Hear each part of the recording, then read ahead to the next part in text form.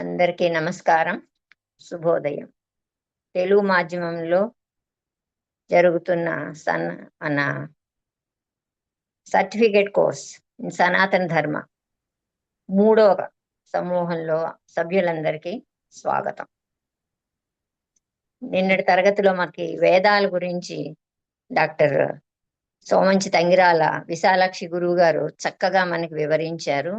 ఈ రోజు కూడా దాని గురించి ఇంకొంచెం విపులంగా మనకి వివరించడానికి గురువుగారు విచ్చేస్తున్నారు. తరగతి ప్రారంభానికి ముందు మన దేశమాతను కొలుస్తూ దాని తర్వాత తరగతి ప్రార్థన చేసుకుంటూ మనం ఈ కక్షను మొదలు పెట్టుకుందాం. ముందుగా దేశమాతను కొలుస్తూ వందే మాతరం.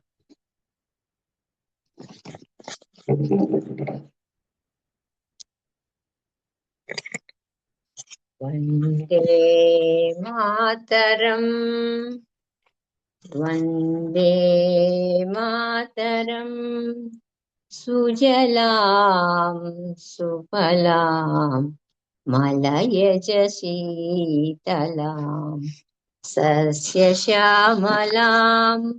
మాతరం వందే మాతరం. శుభ్రజ్యోత్స్నా పులకితయామిని పుల్లకుసుమిత ద్రుమదళశోభిని సుహాసిని సుమధురభాషిణి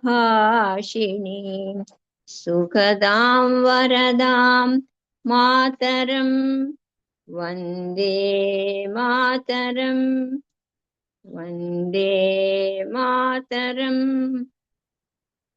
కోటి కోటి కంఠ కరకల నినాద कराले కోటి కోటి భుజైర్ధృత కర करवाले अबला के नो मायतो बले बहुबलधारिणीं नमामि तारिणीं रिपुदलवारिणीं मातरं वन्दे मातरं, वन्दे मातरं. तुमि विद्या तुमि धर्म तुमि हृदि तुमि मर्म त्वं हि प्राणाः शरीरे बाहुते तुमि मा शक्ति हृदये तुमि मा भक्ति तोमरै प्रतिमा गणि मंदिरे मंदिरे. वन्दे मातरं, वन्दे मातरं. त्वं हि दुर्गा दश प्रहरणधारिणी कमला कमलदलविहारिणी वाणी विद्यादायिनी नमामि त्वां नमामि कमलाम् अमलाम् अतुलां सुजलां सुफलां मातरं वन्दे मातरं. श्यामलां सरलां सुस्मिता भूषितां धरणीं हरणीं मातरं वन्दे मातरं, वन्दे मातरं, वन्दे मातरं. ఇప్పుడు తరగతి ప్రార్థన చేయవలసిందిగా స్వామి గారిని కోరుతున్నాను. శ్రీనివాస స్వామి గారు. సర్వేభ్యः నమస్కారः. తరగతి ప్రారంభించే ముందు ఒక నిమిషం పాటు ధ్యానం చేద్దామండి అందరం కూడాను.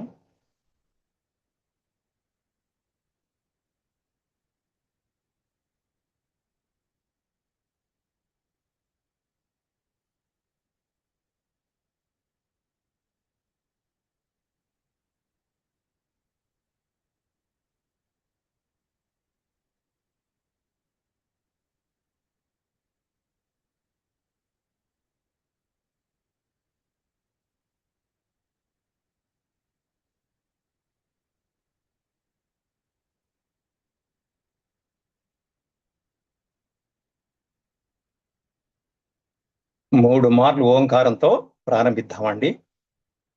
ఓ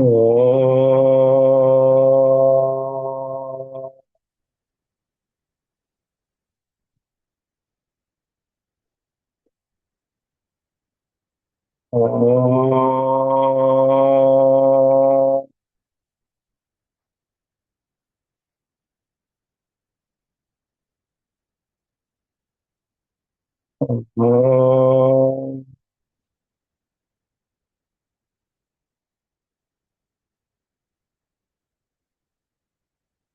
ఓం గణానాత్వా గణపతిగుం హవామహే కవిం కవీనాముపమశ్రవస్తమం జ్యేష్ఠరాజం బ్రహ్మణాం బ్రహ్మణస్పత ఆనశృణ్వన్నోతిభిः सीदसादनम् ఓం శ్రీ మహాగణాధిపతయే నమః. ఓం ప్రణో దేవి సరస్వతి వాజేభిర్వాజినీవతి ధీనామవిత్ర్యవత్. ఓం శ్రీ మహాసరస్వత్యై నమః. గురురేవ గతిర్గురుమేవ భజే గురుణైవ సహాస్మి నమో గురవే. న గురో పరమం శిశురస్మి గురోః మతిరస్తి గురౌ మాం పాహి గురో. జ్ఞానానందమయం దేవం నిర్మలస్ఫటికాకృతిం ఆధారం సర్వవిద్యానాం హయగ్రీవముపాస్మహే. శ్రుతిస్మృతిపురాణానాం ఆలయం కరుణాలయం నమామి భగవత్పాదశంకరం లోకశంకరం. శంకరం శంకరాచార్యం కేశవం బాదరాయణం సూత్రభాష్యకృతౌ వందే భగవంతౌ పునః పునః. ఈశ్వరో గురురాత్మేతి మూర్తిభేద విభాగినే వ్యోమవద్వ్యాప్తదేహాయ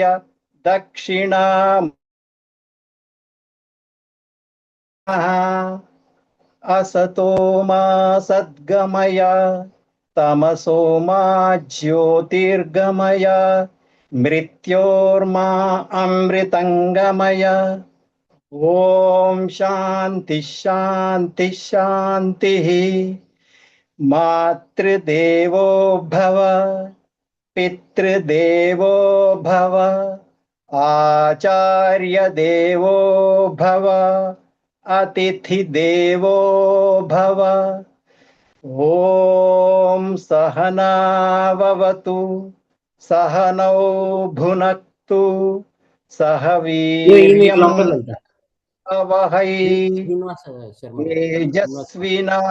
తేజస్వినావధీతమస్తు మా విద్విషావహై. ఓం శాంతి శాంతి శాంతి. హరి ఓం శ్రీ గురుభ్యో నమః. హరి ఓం. హరి ఓం శ్రీ గురుభ్యో నమః. ధన్యవాదాలు శ్రీనివాస స్వామి గారు. వేద సంస్కృత సమితి విశ్వ యోగా విద్యాపీఠ్ సంయుక్తంగా నిర్వహిస్తున్న తెలుగు మాధ్యమంలోని 3వ బ్యాచ్ లో అందరికీ స్వాగతం. నిన్నటి రోజున మనం వేదాల గురించి మనకి విశాలక్ష్మి గురువు గారు చక్కగా వివరించారు. ఇవాళ కూడా దాని గురించి ఆవిడ మనకి ఇంకా విశేషాలు తెలియజేయడానికి విచ్చేస్తున్నారు. గురువు గారు నమస్తే. తరగతి ప్రారంభించవలసిందిగా కోరు. ఓం శ్రీ మహాగణాధిపతయే నమః. ఓం శ్రీ పార్వతీ రాజరాజేశ్వరాభ్యాం నమః. ఓం శ్రీ మేధా దక్షిణామూర్తయే నమః. ఓం శ్రీ మహాసరస్వత్యై నమః. ఓం శివాయ గురవే నమః. ఓం నమః శివాయై చ నమః శివాయ. ఓం నమః శివాయ. ఓం వేదమాత్రే నమః. వేద గాయత్రియై నమః. ఓం వేద పురుషాయ నమో నమః. మనం వేదముల గురించి చెప్పుకుంటున్నాము. అనంతావై వేదాహ అన్నారు కదా. అనంతమైన వేదములు ఉన్నప్పుడు అనంతమైన జ్ఞాన రాశి. కానీ మనం అందులో కొద్ది మాత్రము ఊరికేనే అలా స్థాళీపులాక న్యాయం అంటామే అలా మాత్రమే తెలుసుకుంటున్నాము. మహాభారతంలో కూడా వేదముల నిత్యత్వాన్ని గురించి చెప్పారు. అనాది నిధన నిత్య వాగుత్సృష్ట స్వయంభువ ఆదౌ వేదమయీ దివ్య యతః సర్వాహ ప్రవృత్తయః అని. అంటే సృష్టి ప్రారంభంలో స్వయంభువుడైన పరమాత్మ, ఆ పరబ్రహ్మ నుండి వెలువడినటువంటి వాణి, ఆ వాణి దివ్యమైనటువంటిది, అది నాశన రహితమైంది, అది నిత్యము, అనాది అనంతము, ఆద్యంత రహితము. ఆ వేదవాణి వల్ల జగత్తులో సర్వము ఏర్పడింది. అంటే ఈ జగత్తంతా కూడా ఆవిర్భవించింది, లేక ఆవిర్భవించినట్లుగా కనిపిస్తోంది మన అద్వైతంలో, వివర్తవాదంలో. వేదాలు మనకి ప్రవృత్తి మార్గాన్ని, నివృత్తి మార్గాన్ని, రెండు రకాల మార్గాలలో మనకు ధర్మాన్ని, జ్ఞానాన్ని బోధిస్తున్నాయి. ప్రవృత్తి అనంటే, వృత్తి అంటేనే మీకు తెలుసు, వృత్తి విద్యలు అని కూడా అంటాము. అంటే ప్రకృష్టంగా, ప్రవృత్తి అనంటే ఈ ప్రపంచంలో మనం ఎలా వ్యవహరిస్తే, ఏ విధంగా ప్రవర్తిస్తే మనం కావాలి అనుకున్నవన్నీ ధార్మికమైన సమస్త కామనలు తీర్తాయో, సకల సుఖాలతో ఆనందంగా జీవించగలుగుతాము.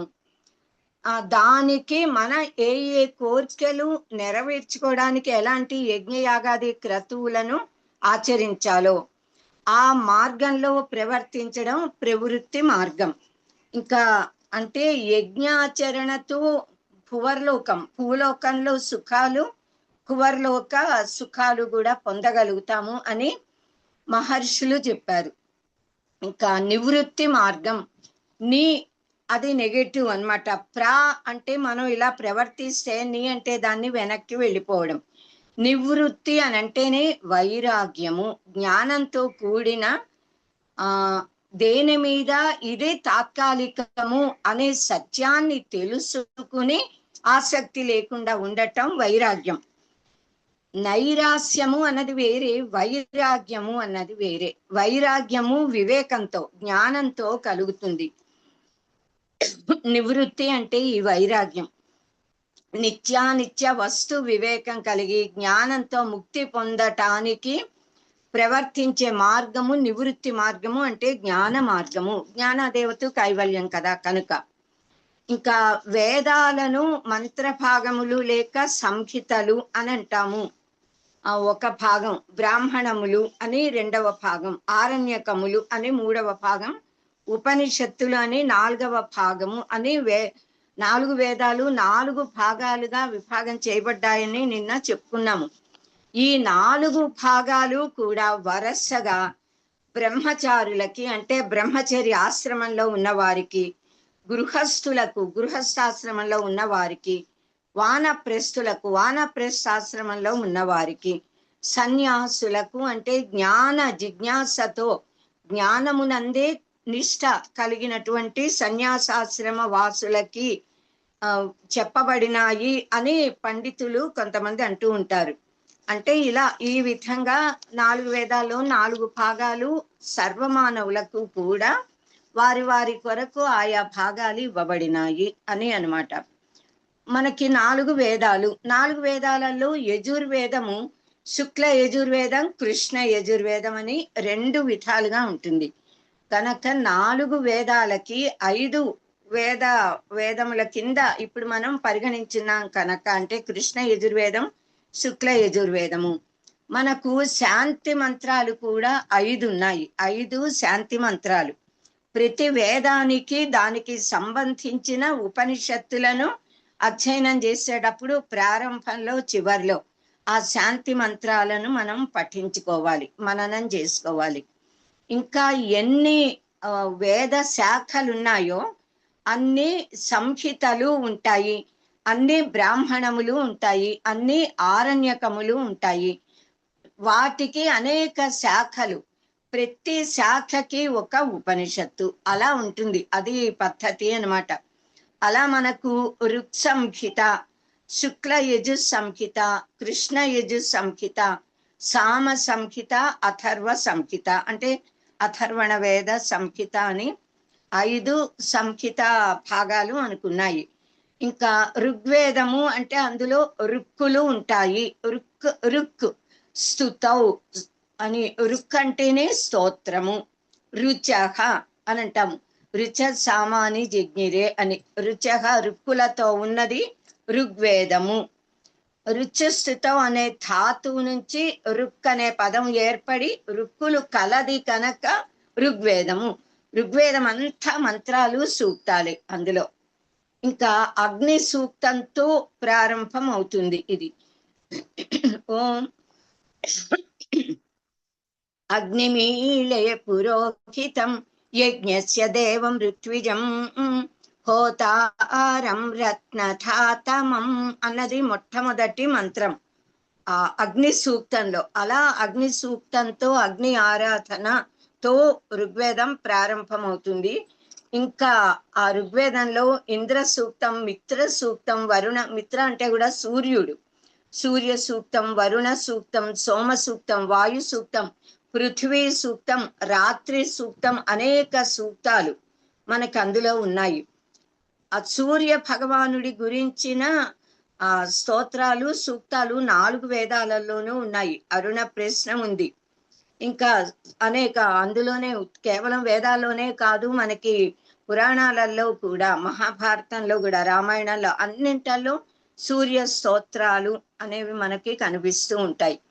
ఇంకా వాయు సూక్తం, జావా పృథ్వీ సూక్తం, దివారాత్రులో ఆ సూక్తము. ఇంకా మేఘ సూక్తం, విద్యుత్తు, మెరుపు గురించినది. అనేక రకాల సమస్త ప్రకృతి శక్తుల స్తోత్ర సూక్తాలు, మంత్రాలు మనకి ఋగ్వేదంలో ఉన్నాయి. సూక్తము అంటే సు ఉక్తము. సు అంటే మంచి, బాగా చక్కగా. ఉక్తము అంటే వచ, టు స్పీక్, వచ మాట్లాడడం. ఉక్తము అంటే చెప్పబడింది, మాట్లాడబడింది. వేదాలలో ముఖ్యమైనవి పురుష సూక్తం, శ్రీ సూక్తం, నారాయణ సూక్తం, దుర్గా సూక్తం, భూ సూక్తం, ఇళా సూక్తం, మేధా సూక్తం, మన్యు సూక్తం, హిరణ్య గర్భ సూక్తం, నాసదీయ సూక్తం. ఇలా చాలా గొప్ప గొప్ప అనేక సూక్తాలు ఉన్నాయి. యజుర్వేదం మధ్యలో మనకి శ్రీ రుద్ర నమక చమకాలు, ఆ రుద్ర నమక చమక స్తోత్రం ఉంది. అందులో మధ్యలో శివ పంచాక్షరి మహామంత్రం ఉంది. ఆ పంచాక్షరి మహామంత్రం మధ్యలో శివ అనే నామము రక్షించబడుతూ గుప్తంగా ఉంది అని చెప్తారు పెద్దలు. అలా అత్యంత పవిత్రంగా, నిగూఢంగా దాచిపెట్టబడి మనకు ఇవ్వబడి అనుగ్రహించబడినది సిద్ధమంత్రం. ఆ మంత్రాన్ని జపిస్తే చాలు కార్యసిద్ధి, విజయం, సర్వము, సకలాభీష్ట సిద్ధి, మోక్ష సిద్ధి మనకు లభిస్తాయి. ఓం నమ శివాయ అనేది సిద్ధమంత్రం కనుక మనం ఇలా చెప్పుకోవచ్చు. మామూలుగా అయితే మంత్రాలు సదసి నా ప్రకాశయేత్ అంటారు, సభలలో చెప్పకూడదు అని. ఇంకా ఋగ్వేదము సూక్తాలతో ఉంది కదా. వేదంలోని వాక్యాలన్నింటినీ మనం మంత్రములు అంటాం. ఈ సూక్తాలన్నీ మంత్రములు. ఇంకా విడిగా ఇవ్వబడిన వాక్యాలైన వేదములో ఉంటే దాన్ని మనం మంత్రము అనాలి, కానీ అది మామూలు శ్లోకము, వాక్యము అనము. అవన్నీ మంత్రాలే. 4 వేదాలలో చెప్పబడినవి కూడా. మంత్రము అంటే ఏమిటి అంటే మన అవబోధనే, ఆలోచించడం. వేటిని మనం బాగా ఆలోచించాలో, ఏవి మనను ఆలోచింపజేస్తాయో అవి మంత్రాలు. మంత్ర మననం చేయడం. మననాత్ త్రాయత ఇది మంత్రక. మననము చేస్తే మనని రక్షిస్తాయి కనుక అవి మంత్రములు. మననత్రాణకరాహ మంత్రాహ అని చెప్తారు. అంటే పరమేశ్వరుని ఆదేశాన్ని మననం చెయ్యటం, పరమాత్మను అనేక నామ రూపాలతో ఆరాధించడం, స్తోత్రం చేయటం, యజ్ఞయాగాది క్రతువులు ఆచరించేటప్పుడు ప్రయోగించబడేవి, ఇవన్నీ కూడా మంత్రాలే. సో మన ఆలోచించడం, దాని నుంచే మానవులు అనే మానవ అనే శబ్దం కూడా. మనకి ఆలోచన శక్తి ఉంది కనుక మనం మానవులం. పశువులు, పక్షులు, కీటకాలు, జంతువులకు కూడా ఆలోచన ఉంది, కానీ తక్కువ లెవెల్లో. మనకు అది కాస్త ఉత్కృష్టమైన ఆ పద్ధతిలో మనకి వివేక జ్ఞానం ఉంది గనక మనని మానవులు అని అంటారు. సో ఈ వేదాలలో 4 వేదాల్లో విశేషంగా ఋగ్వేద మంత్ర సూక్తాలు ఇవన్నీ కూడా స్వర సహితంగా, స్వరంతో ఉదాత్త అనుదాత్త స్వరిత స్వరాలను పాటిస్తూ గురుముఖత నేర్చుకోవాలి. ఎవరంతర వారు ఆ గుర్తులు చూసుకుని చదవదగినవి కావివి, గురువు దగ్గర నేర్చుకోవాలి. ఎన్నో లక్షల కోట్ల లక్షల సంవత్సరాలు గురు శిష్య పరంపరగా మౌఖికంగా రక్షించబడుతూ వస్తున్నాయి ఈ వేద మంత్రాలన్నీ కూడా. మనకు ఎన్ని వేదాలు ఉన్నాయో, ఎన్ని వేద శాఖలు ఉన్నాయో, వాటిలలో ఏ వేదానికి సంబంధించిన ఆ శిక్ష అనేది ఆ వేదానికి ఉంటుంది. అంటే మానవులందరూ కూడా కొంతమంది ఋగ్వేదానికి చెందినవారు, కొంతమంది శుక్ల యజుర్వేదం, కొంతమంది కృష్ణ యజుర్వేదానికి, కొంతమంది సామవేదానికి, కొంతమంది అథర్వణ వేదానికి చెందిన వారము అయి ఉంటాము. కనుక ఆ వేదానికి సంబంధించిన వారికి ఆ వేదాన్ని అధ్యయనం చేయడానికి శిక్షా గ్రంథాలు వేదాలకు అనుబంధంగా వేదంలోనే ఉన్నాయి. అంటే ఉపనిషత్తులలో, బ్రాహ్మణ ఆరణ్యక భాగాలలో ఇవ్వబడి ఉంటాయి. మనకి తైత్తిరీయోపనిషత్తు శిక్షావల్లిలో 2వ అనువాకంలో ఉచ్చారణ, ఉత్ చారణ, చర చారణ, ఉచ్చారణ, చాలా మంది ఉచ్చారణ అంటారు, ఒత్తు పలకకూడదు. ఉచ్చారణకు సంబంధించిన అంశాలని మనకు అక్కడ నేర్పిస్తారు.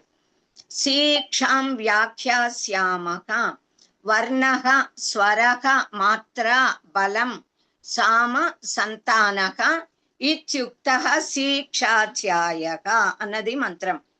అంటే ఏమిటి? వర్ణము స్వరం, వర్ణం అంటే అక్షరం, వర్ణం అంటే రంగు కూడా, ఇక్కడ వర్ణము అంటే అక్షరం.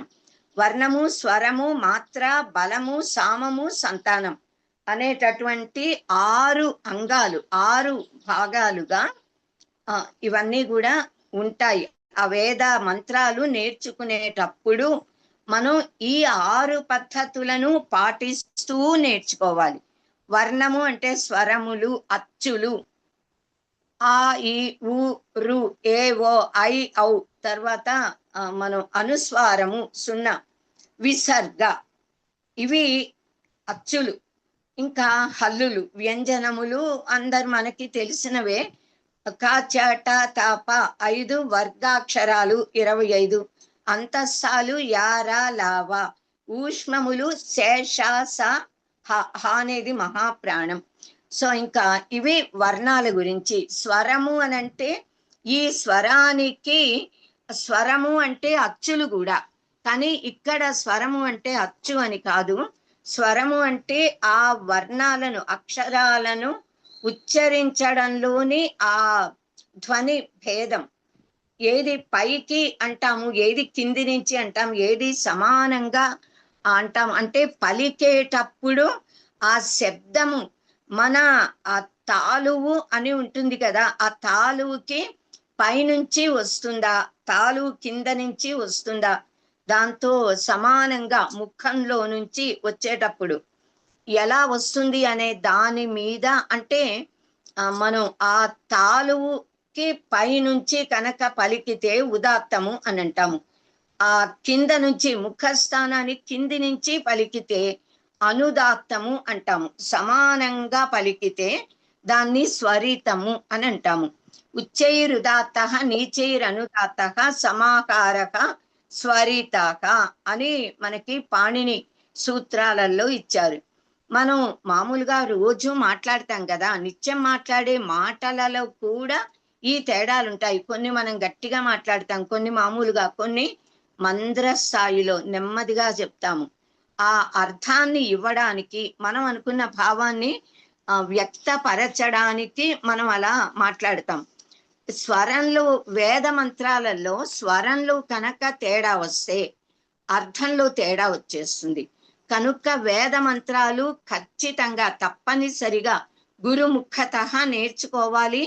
ఈ శిక్షను నేర్చుకున్నాక వేద మంత్రాలు నేర్చుకోవడం ప్రారంభించాలి. స్వరంతో పలకాలి. మనకి హ్రస్వ దీర్ఘ ప్లుతములు అనే తేడాలు కూడా ఉన్నాయి. ఏకమాత్ర అంటాము, ఒక్క అక్షరం, పొట్టి అక్షరాలు ఆ ఈ ఉ రు ఏ ఓ, అలా ఈ చిన్న వాటిని హ్రస్వము అంటాము. దీని దీర్ఘము ఆ ఈ ఉ రు ఏ ఐ ఓ ఔ, ఇవి దీర్ఘాక్షరాలు. ఇది కాకుండా గణనాం త్వా గణపతిగం, అలా గణనాం అని అలా పైకి తీసుకెళ్ళాం కదా, అంటే 3 మాత్రలు.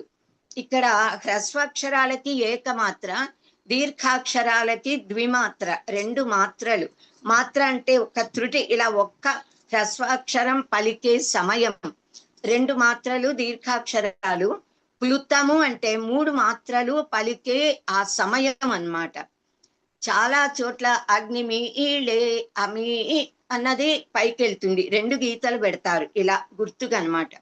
అది ప్లుతము కనుక ఉదాత్త అనుదాత్త స్వరితాలని, హ్రస్వ దీర్ఘ ప్లుతాలని ఈ రెండింటిని పాటిస్తూ ఆ వేద మంత్రాలను మనం చదవాలి. ఈ స్వరంలు మాత్రలో ఎక్కడ తేడా వచ్చినా అర్థం మారిపోతుంది, విపరీత అర్థాలు కూడా వస్తాయి. దానికి ఒక ఉదాహరణ చెప్తూ ఉంటారు పెద్దలు. ఏంటంటే మంత్రోహీనక స్వరతో వర్ణతో వా మిథ్యా ప్రయుక్త నా తమ్ అర్థమాక, నా తమ్ అర్థం ఆక, అర్థం చెప్పట్లా. స వాగ్వజ్రో యజమానం హినస్తి యథేంద్ర శత్రు స్వరతోపరాధాత్. మంత్రహీనక మంత్రోహీనక, మంత్రములు లేకుండా, మంత్రములని స్వరము లేకుండా, స్వరతో వర్ణతో వా హీనక, స్వరాన్ని పాటించకుండా, వర్ణత అంటే హ్రస్వ దీర్ఘ ప్లుత వర్ణ ఆ శబ్ద ఆ సమయాన్ని, ఆ గ్యాప్ అంటామే, దాన్ని పాటించకుండా మిథ్యా ప్రయుక్త, తప్పుగా కనుక పలికినట్లయితే, ఆ మంత్రాన్ని ప్రయోగిస్తే నా తమ్ అర్థం ఆక, అది మనం కోరిన అర్థాన్ని ఇవ్వదు, విపరీత అర్థం వస్తుంది. అప్పుడేమవుతుంది? ఆ మంత్రము వాగ్వజ్ర, వాక్కే వజ్రం అయిపోతుంది, వజ్రాయుధం. వజ్రం వజ్రేన భిద్యతే, వజ్రం దేంతోనూ కూడా ముక్కలు చేయబడదు, ఇంకో వజ్రంతో దాన్ని కట్ చేయాలన్నమాట, నరకాలి, ముక్కలు చేయాలి. కనుక ఈ వాక్కు కూడా వజ్రములాగా మారి యజమానం హినస్తి, ఆ మంత్రాన్ని చెప్పిన వాడిని చంపేస్తుంది, సంహరిస్తుంది, నశింపజేస్తుంది. అదే సమ్యక్ ప్రయుక్త, సుస్వరంతో సరిగా పద్ధతిలో కనుక ప్రయోగించబడితే యజమాని కోరిన వరాలను, కామితార్థాన్ని పొందుతాడు. ఎలా అనంటే యథేంద్ర శత్రు స్వరత అపరాధాత్.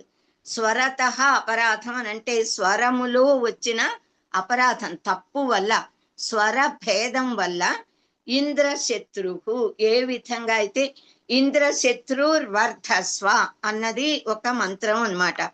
అంటే ఒకసారి ఆ రాక్షసులందరూ కూడా గురువుగారు శుక్రాచార్యుల వారి దగ్గరకు వచ్చి దేవేంద్రుడిని సంహరించే శక్తి కలిగిన నాయకుడు పుట్టాలి, ఆ సంకల్పంతో యాగం చేయించండి అని అడిగితే ఆయన అలాంటి సంకల్పంతో యాగం చేయిస్తారు. అయితే ఆ సంకల్పాన్ని ప్రారంభంలో చెప్పుకుంటాంగా, చెప్పేటప్పుడు ఇంద్రశత్రుర్వర్ధస్వ అనాలి.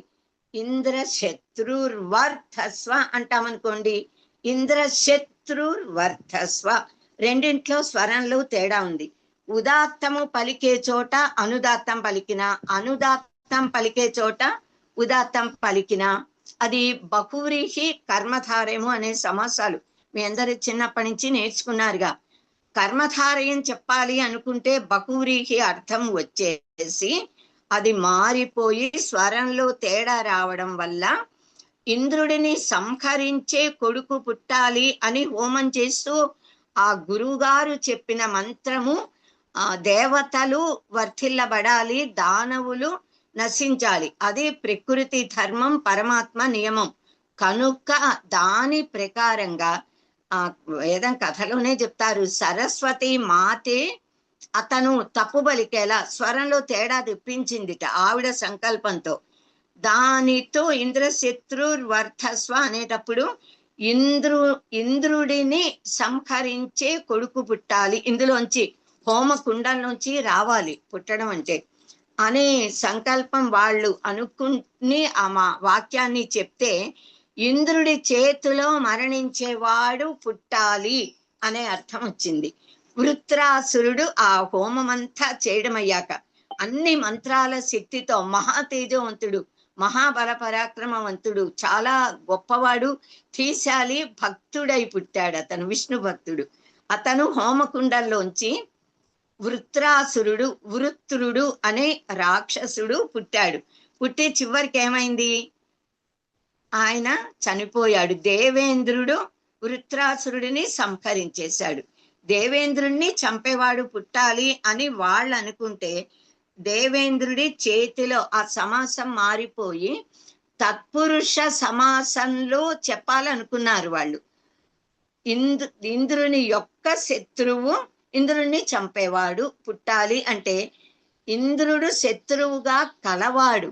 ఎవరు ఇంద్రుడి చేతిలో చనిపోతాడో ఇంద్రుడు శత్రువుగా కలవాడు పుట్టాలి అనే అర్థం బకూరికి అర్థం వచ్చి విరుద్ధ అర్థం. దానివల్ల ఇంద్రుడి చేత సంహరించబడేవాడు పుట్టాడు. ఇంద్రుణ్ణి చంపాలనే వాడు కావాలని వాళ్ళు కోరుకుంటే కనుక ఇలాంటివి ఎన్నో ఉంటాయి చాలా. ఇప్పుడు గాయత్రి మంత్రమే అందరూ ఎవరు పడితే వారు ఎప్పుడు పడితే అప్పుడు ఎక్కడ పడితే అక్కడ అలా చదివేస్తున్నారు. చాలా తప్పు. మంత్రానికి ఒక మర్యాద ఉంటుంది, మంత్రానికి అఖండమైన అనూహ్యమైన శక్తి ఉంటుంది. ఆ శక్తిని మనం కాపాడాలి. ఎలా కాపాడతాము అంటే సదాచారాన్ని పాటిస్తూ, నియమాలను పాటిస్తూ, ఉల్లంఘించకుండా శుచి శుభ్రత అన్నది ముఖ్యం. నిష్ఠ, భక్తి, శ్రద్ధలు ముఖ్యం. విశేషంగా ఉపదేశం పొందడం ముఖ్యం. గురూపదేశం లేకుండా ఏ మంత్రము ఎవ్వరూ జపించరాదు. ఉపదేశం ఉండాలి. ఉపదేశం లేని వాళ్ళు పురాణ గాయత్రి లాంటి మంత్రాలు ఏ దేవతా స్తోత్ర శ్లోకాలైనా చదవచ్చు, పురాణాలలో ఉన్నవన్నీ చదవచ్చు. వాటికి కూడా ఈ మంత్రాలంత శక్తి ఉంటుంది. చదివే వారిలో భక్తి శ్రద్ధల బట్టి ఫలం అనేది వస్తుంది. కనుక ఇలా ఈ మంత్రముల ఉచ్చారణ అనేది ఎలా చేయాలి అన్నది కూడా మనకి బాగా చెప్పారు. ఇంకా మూడవది మాత్ర. ఇప్పుడే చెప్పాను ఇంత ముందే. మాత్రలు అంటే ఏకమాత్ర, ద్విమాత్ర, త్రిమాత్ర, హ్రస్వ, దీర్ఘ, ప్లుతాలు. ఇలా పలకడానికి ఉచ్చరించడానికి పట్టే కాలాన్ని మాత్ర అంటాం. ఇంకా బలం నాలుగవది. బలం అంటే ఈ బలం అనే దాన్ని మనం ప్రయత్నము అంటాము. బలం అంటే ఒక్కొక్క అక్షరాన్ని ఉచ్చరించేటప్పుడు అది ఒక్కొక్క విధమైన ప్రయత్నం చేస్తాం మనం. అది మనం కావాలి అనే కష్టపడి చెయ్యము, సహజంగా జరిగిపోతుంది. మామూలుగా ఇలా మాట్లాడుతున్నప్పుడే చాలా మంది ఎంతమందో చక్కగా ఉంటారు, లక్షణంగా అన్ని బాగా చెప్తారు, ఉదాత్తమైన భావాలు చెప్తూ ఉచ్చారణలో దోషాలు కర్ణ కఠోరంగా ఉంటాయి. భారతమాత అనమంటే భారతమాత, కళ్ళు అనాలి, కళ్ళు అంటారు. కళ్ళు అనేటప్పటికి కళ్ళు చెడ్డది మనకు తెలిసింది, ఆ చెడు అర్థం వస్తుంది. ఎక్కడ లా పలకాలి, ఎక్కడ లా పలకాలి, అది ఖచ్చితంగా ఆ జ్ఞానం ఉండాలి. ఇంకా కొన్నిసార్లు జ్ఞా అనే అక్షరం పలకలేకపోవచ్చు, ఎందుకంటే అది చిన్నప్పటి నుంచి గురువులో అమ్మనాన్నలు నేర్పిస్తే ఆ ఉచ్చారణ అనేది సరిగ్గా స్ఫుటంగా వస్తుంది. చిన్నప్పుడు ఎంత కరెక్ట్ గా చదువుకుని ఎన్నో సంవత్సరాలు చక్కగా ఉచ్చరించిన వయస్సు వల్ల కలిగే మార్పులతో శరీరంలో అనారోగ్యం కలిగితే కొన్ని అక్షరాలు ఉచ్చరించలేము. మనస్సులో అదే ఉంటుంది, అదే ఉచ్చరించాలనే ప్రయత్నం, కానీ ఆ జ్ఞా అనమంటే అది రాదు. ఇప్పుడు ఏదైనా కొన్ని ఆపరేషన్లు అవి అయినప్పుడు కొన్ని డిఫెక్ట్స్ ఉంటాయి, అదే క్షంతవ్యం అంతే తప్ప తప్పుగా పలకకూడదు ఎప్పుడు కూడా. కనుక పెద్దవాళ్ళ నుంచి గురువుల నుంచి తెలుసుకుని వృధా అనమంటే వృధాగా అంటారు. ఎక్కడ ధా పలకాలి, ఎక్కడ ధా పలకాలి, దా ధ ఆ థాకి ధాకి తేడా పలకరు. ఘనంగా నివాళులు ఇవ్వాలి, ఘనంగా అంటారు. అనఘ అనాలి అంటే అనగావ్రతం అంటారు. ఈ ఒత్తులు అవి ఆ ఏ అక్షరం మీద ఎంత బలం పెడుతున్నామో అది బలము. కా అనడానికి పెద్ద ప్రయత్నం అక్కర్లా, బలం అక్కర్లా. ఖా అనాలి అంటే బలం కావాలి, అంటే ఫోర్స్ పెడుతున్నాము. ఈ కా ఖాగా మారింది, ఈ ఖాయే గాగా మారి ఘాగా కూడా మారింది. ఒక్క అక్షరమే 5 అక్షరాలుగా పరిణమించింది కనుకే వర్గాక్షరాలు. క చ ట త ప 5 కూడా. ఇంకా అదే నాసిక, అనునాసిక. నాసికని కూడా దానికి జత చేస్తే ంగా అంటాము. క ఖ గ ఘ ంగ. అలా ఇది బలము అని అంటే. ఇంకా సామము. సామము అంటే మనం సామరస్యము, సమత అని చెప్పుకుంటూ ఉంటాం కదా. సమత్వం, సమ సంబంధం సామము. అంటే అక్షరాలు ఉచ్చరించేటప్పుడు సమత్వం అనేది ఉండాలి. మనం ఒక పదం, కొన్ని పదాలతో ఒక వాక్యం, ఒక భావం చెప్పాలి. ఆ భావము అర్థమయ్యేలా ఏ పదం తర్వాత ఇంకో పదానికి ఎంత గ్యాప్ ఇవ్వాలి, గ్యాప్ ఇవ్వక్కర్లేదా, ఏ పదం గట్టిగా పలకాలి, ఏది నెమ్మదిగా పలకాలి, ఆ సమత్వం. ఆ పదాలు ఒక పదం తర్వాత ఓ పదం మాట్లాడి చాలా గ్యాప్ ఇచ్చి ఇంకో పదం చెప్తే ఆ అర్థం, భావం స్ఫుటంగా ఉండదు. నేను తరువాత ఇలా అంటామనుకోండి, నేను తర్వాత ఆ పని చేస్తాను ఏదో చెప్పాలని, వినే వాళ్ళకి ఆ అర్థం, భావం అర్థం కాదు, చికాకు అనిపిస్తుంది. కనుక వినేవారికి ఆ మనం ఏం చెప్పదలుచుకున్నామో చెప్తున్నాము స్ఫుటంగా అర్థమయ్యేలా. పదానికి పదానికి ఎంత గ్యాప్ ఇవ్వాలి, వాక్యానికి వాక్యానికి అంటే ఒక వాక్యం పలికేటప్పుడు ఎలా చెప్పాలి, మన భావాన్ని తెలియజేయడానికి.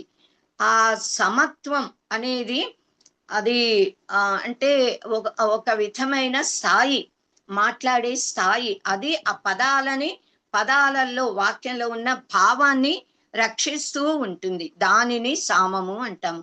ఇంకా సంతానము, తన, టు స్ట్రెచ్, విస్తరించడం, 8th కాంజుగేషన్ ఇది. సం అనే ఉపసర్గ, సంతానము. సంతానము, సంతానం, మనం మన పిల్లలని కూడా సంతానము అని అంటాము. సంతానము అనే ఒక మనకి కల్పవృక్షము, 5 కల్పవృక్షాలు, అందులో సంతానం ఒకటి. సంతానం అనేది కల్పవృక్షం. ఆ సంతానము అంటే సన్నికర్ష అని చెప్తారు.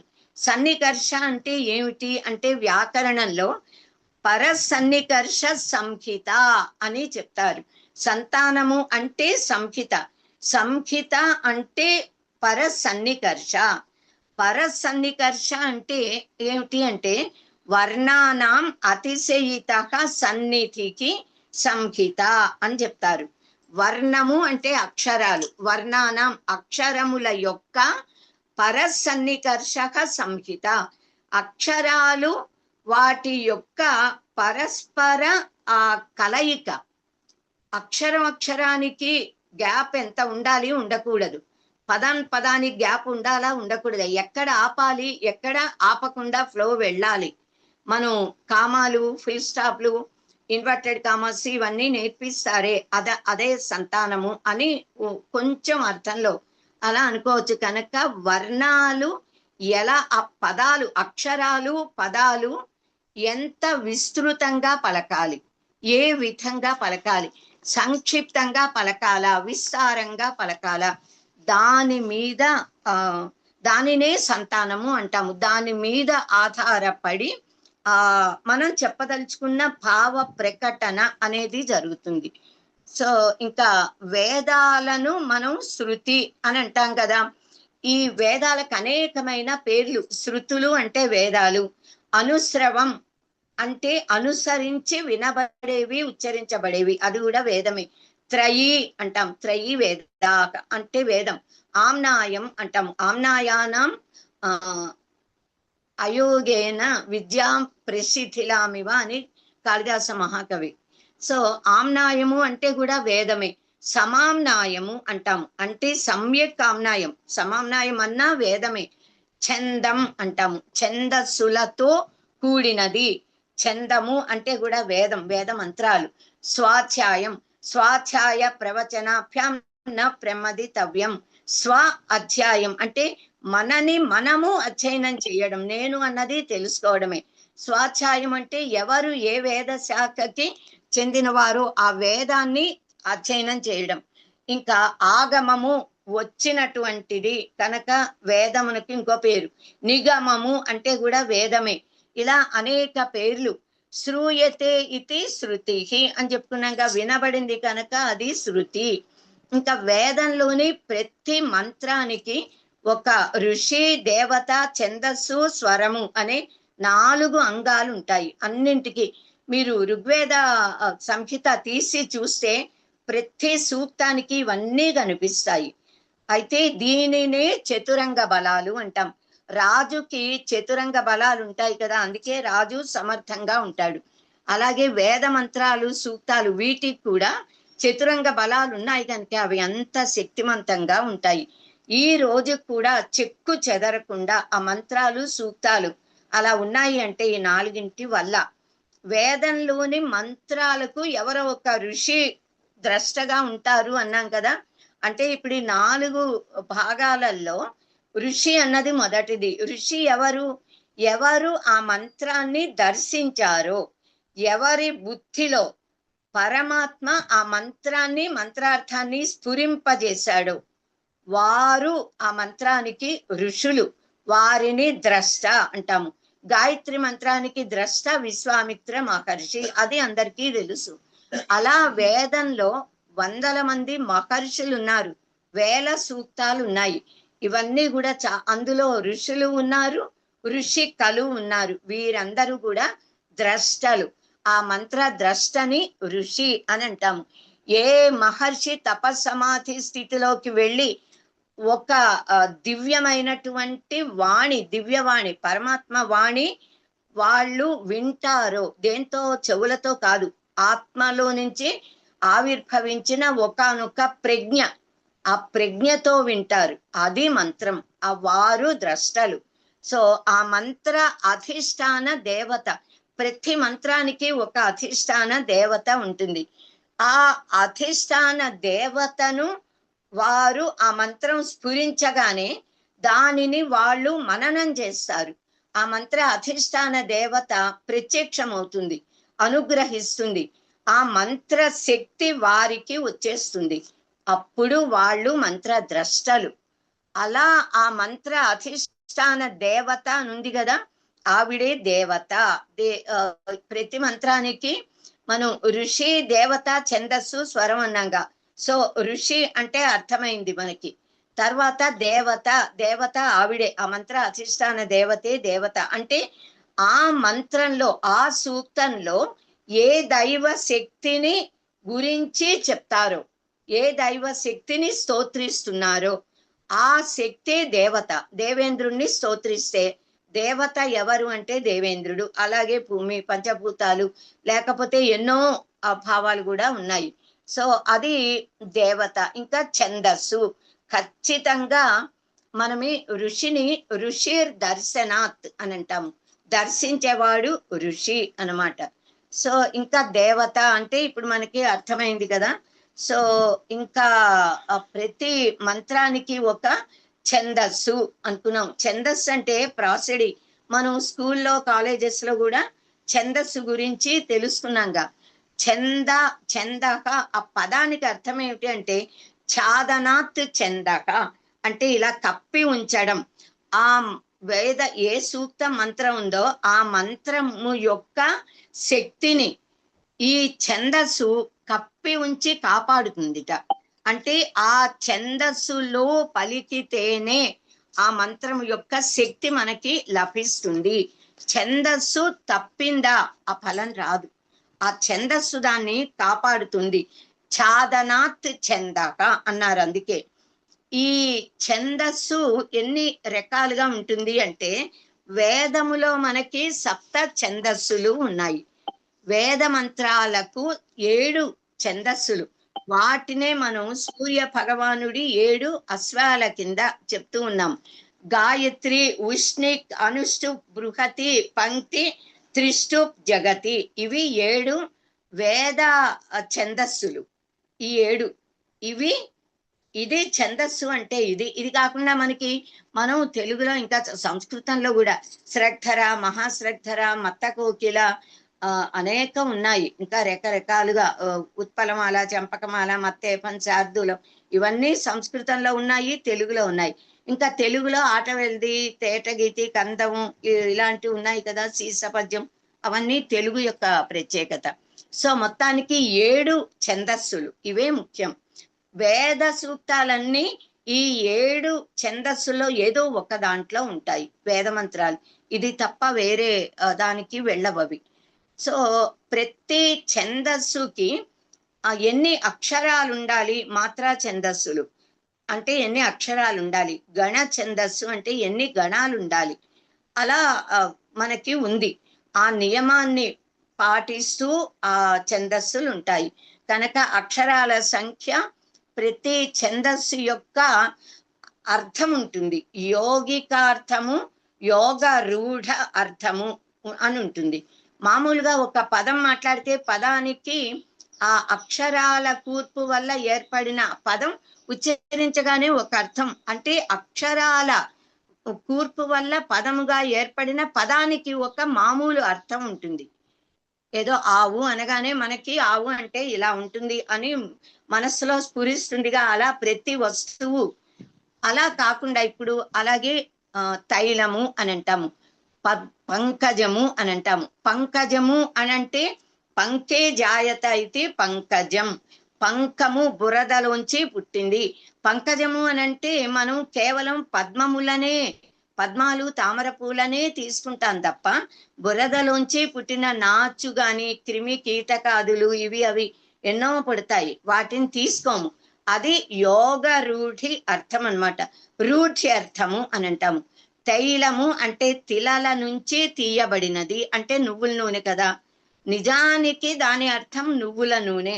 కానీ తైలము మనం అన్నింటికీ కూడా తైలాభ్యంగన అంటే నిజానికి నువ్వుల నూనెతో అని, మామూలు వాటికి కూడా తైలము అని వాడేస్తున్నాము.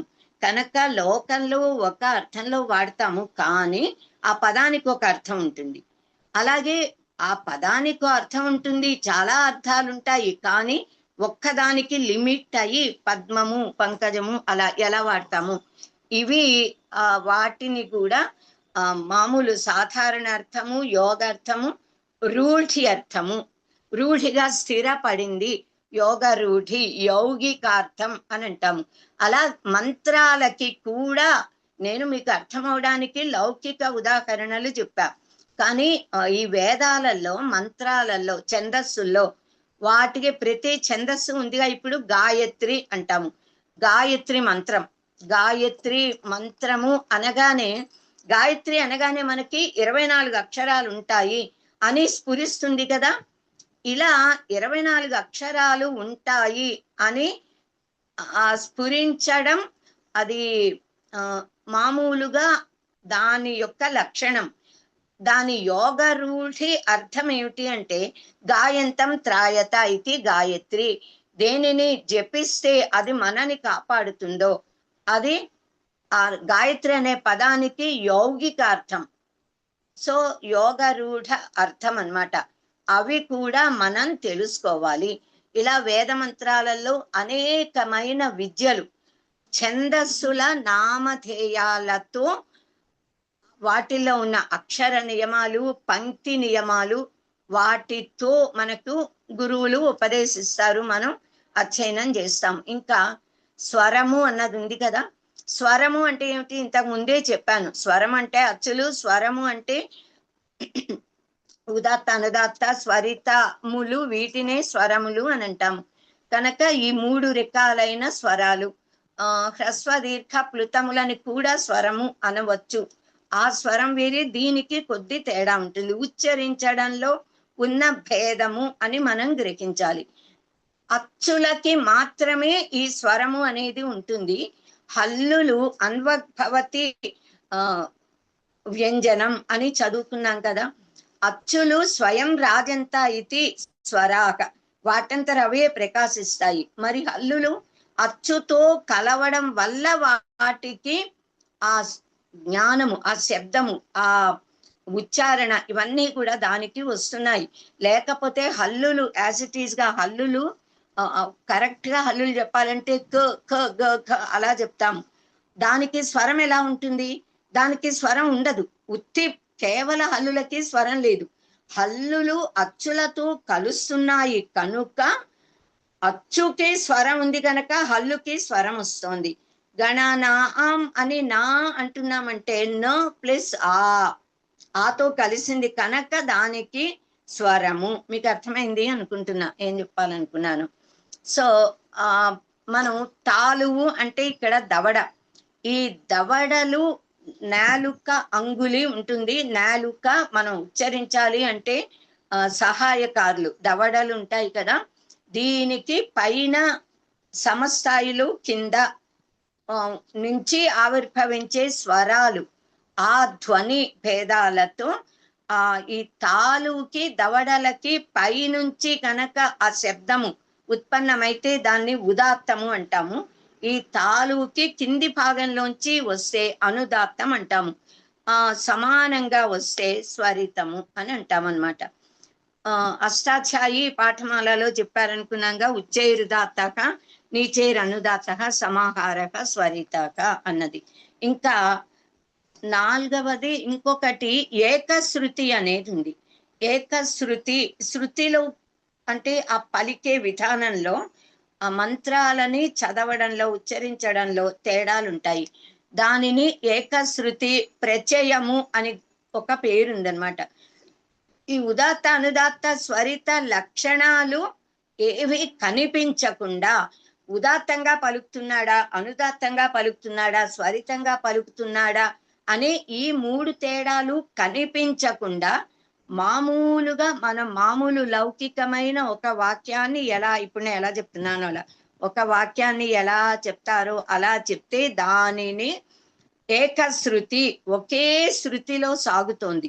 శృతి లయ సంగీతంలో మనకి తెలుసుగా అదే అనుకోండి. దానినే ప్రచయము అని అంటాము. కనుక కొన్ని ప్రచయాలుంటాయి, కొన్ని ఏకశృతిలో ఉంటాయి. దానిని మనం గమనించుకోవాలి వేదం చదివేటప్పుడు అన్నమాట. సో ఇలా ఇవన్నీ కూడా మనకి అర్థమైతే అప్పుడు వేదమంత్ర ఉచ్చారణ నేర్చుకోవడము, గురువు చెప్తుంటే పలకడం, కంఠస్థం చేయడం, తర్వాత బోధించడం ఇవన్నీ కూడా సాధ్యపడతాయి. కనుక ఈ స్వరాన్ని పాటించాలి. అందుకే వేదం చదవాలంటే అర్హత ఉండాలి. సూర్యోదయానికి ముందు నిద్ర లేవగలగాలి, ఇంద్రియ నిగ్రహం ఉండాలి, ఆహార శౌచము, శారీరక మానసిక ఆహార శౌచము, కేవలము సాత్విక పదార్థాలే తినాలి, తామస పదార్థాలు అస్సలు తినకూడదు. రాజస పదార్థాలు చాలా మటుకు తగ్గించేయాలి. రాజస పదార్థం అంటే ఉప్పు పులుపు కారము ఇలాంటివన్నీ కూడా రాజసమే. సాత్విక ఆహారం అంటే కేవలం శుద్ధ సత్వ గుణాన్ని. ఆహార శుద్ధవు సత్వ శుద్ధికి ఇన్ని నియమాలు పాటించాలి. ఆహార నియమం, నిద్రా నియమం, వ్యవహార తిరిగే నియమం, 24 గంటల 18 గంటలు వేద మంత్రాలు వల్లె వేయగలగాలి, చదవగలగాలి, నేర్చుకోవాలి. వారికి మాత్రమే వేదాన్ని అధ్యయనం చేసే అధికారం ఉంది. అలా ఉండగలగాలి అన్నమాట. సో అనంతావై వేదాహ అన్నాం కదా. అనంతమైన వేదాలకి అనంతమైన వేద శాఖలు వేలుగా ఉన్నాయి. వాటన్నిటికీ ఆరణ్యకాలు ఉన్నాయి, బ్రాహ్మణ గ్రంథాలు ఉన్నాయి, ఉపనిషత్తులు ఉన్నాయి. కాలగమనంలో ఎన్నో లుప్తం అవగా కలియుగ ప్రారంభంలో 1131 ఉన్నాయి అని మనకి ప్రమాణం ఉంది. వాటిల్లో కూడా చాలా మటుకు 99 ఇంకా కూడా కాలగర్భంలో కలిసిపోయి కేవలం 11 శాఖలు ఉన్నాయి. ఆ 11లో 7 శాఖలు మాత్రమే ఇప్పుడు గురుముఖతగా పిల్లలు అంటే వేద పండితులు నేర్చుకుంటున్నారు. ఋగ్వేదానికి 21 శాఖలు ఉండేవి కలియుగ ప్రారంభంలో. ఇప్పుడు కేవలము శాఖ సాంఖ్యాయన శాఖ అనే 2 శాఖలు మాత్రం ఉన్నాయి. యజుర్వేదానికి 100 శాఖలు ఉండేవి. 109 అని ఒక చోట ఏదో బుక్లో ఇచ్చారు. 100 శాఖలు శతశాఖ అనే అంటారు జనరల్ గా. 100 యజుర్వేదానికి. వాటిలో కృష్ణ యజుర్వేదానికి 86 శాఖలు ఉన్నాయి. వాటిలో కేవలం 4 ఇప్పుడు ఉన్నాయి ప్రస్తుతం, మిగతావన్నీ లుప్తమయ్యాయి. ఇంకా శుక్ల యజుర్వేదానికి 17 శాఖలు అని అంటారు. వాటిల్లో 2 శాఖలు ఇప్పుడు లభిస్తున్నాయి అని చెప్తారు. అంటే ఇప్పుడు ఉన్నవి యజుర్వేద సంబంధమైనవి తైత్తిరీయ, మైత్రాయణి, కాణ్వ, మా చెందిన శాఖలు 4 శాఖలు మాత్రమే ఉన్నాయి. మిగతావన్నీ లుప్తమయ్యాయి.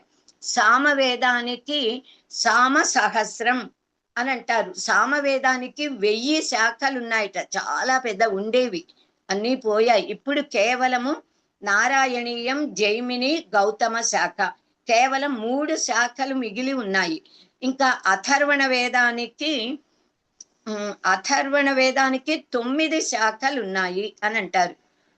11 శాఖలు ఉండేవి అని కూడా చెప్తారు. అంటే వాటిలో కూడా తేడాలు లభ్యమానం అవుతున్న వాటిని బట్టి మనకి సంస్కృత భారతి వారు ప్రచురించిన పరమ అద్భుతమైన ఒక చిన్న పుస్తకం సైన్స్ ఇన్ సంస్కృతం, సైన్స్ ఇన్ సంస్క్రిట్ అని ఉంటుంది. కుదిరితే మీరు అందరూ తెచ్చుకోండి. అది అందులో చాలా మంత్రాలు, ప్రతి దానికి వేదములో మూల మంత్రం ఎలా ఉంది అన్నది, ఈ లౌకికమైన అన్ని విద్యలకి అవన్నీ అక్కడున్నాయి. ఈ వేద శాఖలు ఎన్ని ఉండేవి, ఇప్పుడు ఎన్ని ఉన్నాయి, వీటన్నిటి వివరాలు కూడా చివరి పేజీలో లాస్ట్ లో ఇచ్చారు వాళ్ళు. సో మీరు ఆ బుక్ కనుక ఇంగ్లీష్ లో ఉంది, అది చదివితే కూడా మీకు మంచి జ్ఞానం వస్తుంది. సో ప్రస్తుతము అథర్వణ వేదానికి సంబంధించిన సౌనక శాఖ, పిప్పలాద శాఖ 2 మాత్రమే ఉన్నాయి. ఈ పిప్పలాద శాఖకి సంబంధించిందే ప్రశ్నోపనిషత్తు. పిప్పలాద మహర్షి తన దగ్గరికి వచ్చిన 6 శిష్యులకి 6 ప్రశ్నలు వాళ్ళు అడిగితే సమాధానాలు చెప్పారు. సో ఇప్పుడు ఇలా 11 ఉంటే అందులో 7 నేర్చుకుంటున్నారు. దానికే ప్రపంచం ఆశ్చర్యపోతుంది. నిజానికి మనకి ఎన్ని వేల విద్యలు ఉన్నాయో, ఎంత అగాధం అనంతమైన జ్ఞాన రాశో. నిజానికి కొన్ని వేల జీవితాల కాలము అధ్యయనం చేసినా అవన్నీ మనకి చదవడం, నేర్చుకోవడం అనేది సాధ్యపడదు. సో ఈ మంత్ర భాగాలని సంహితలు అంటాము అని తెలుసుకున్నాం కదా. ఋక్ సంహిత, శుక్ల యజు సంహిత, కృష్ణ యజు సంహిత, సామ సంహిత, అథర్వణ సంహిత, 5 సంహిత గ్రంథాలు. సో పరసన్నికర్ష సంహిత అని మనం నేర్చుకున్నాము.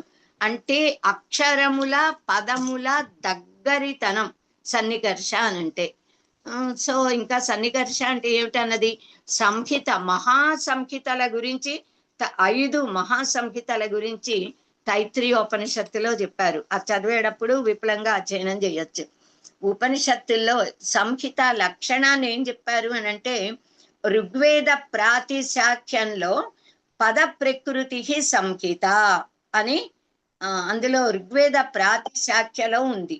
అంటే వర్ణానాం ఏక ప్రాణ యోగ సంహిత అని కూడా చెప్పారు. అంటే వర్ణముల ఏక ప్రాణ యోగ,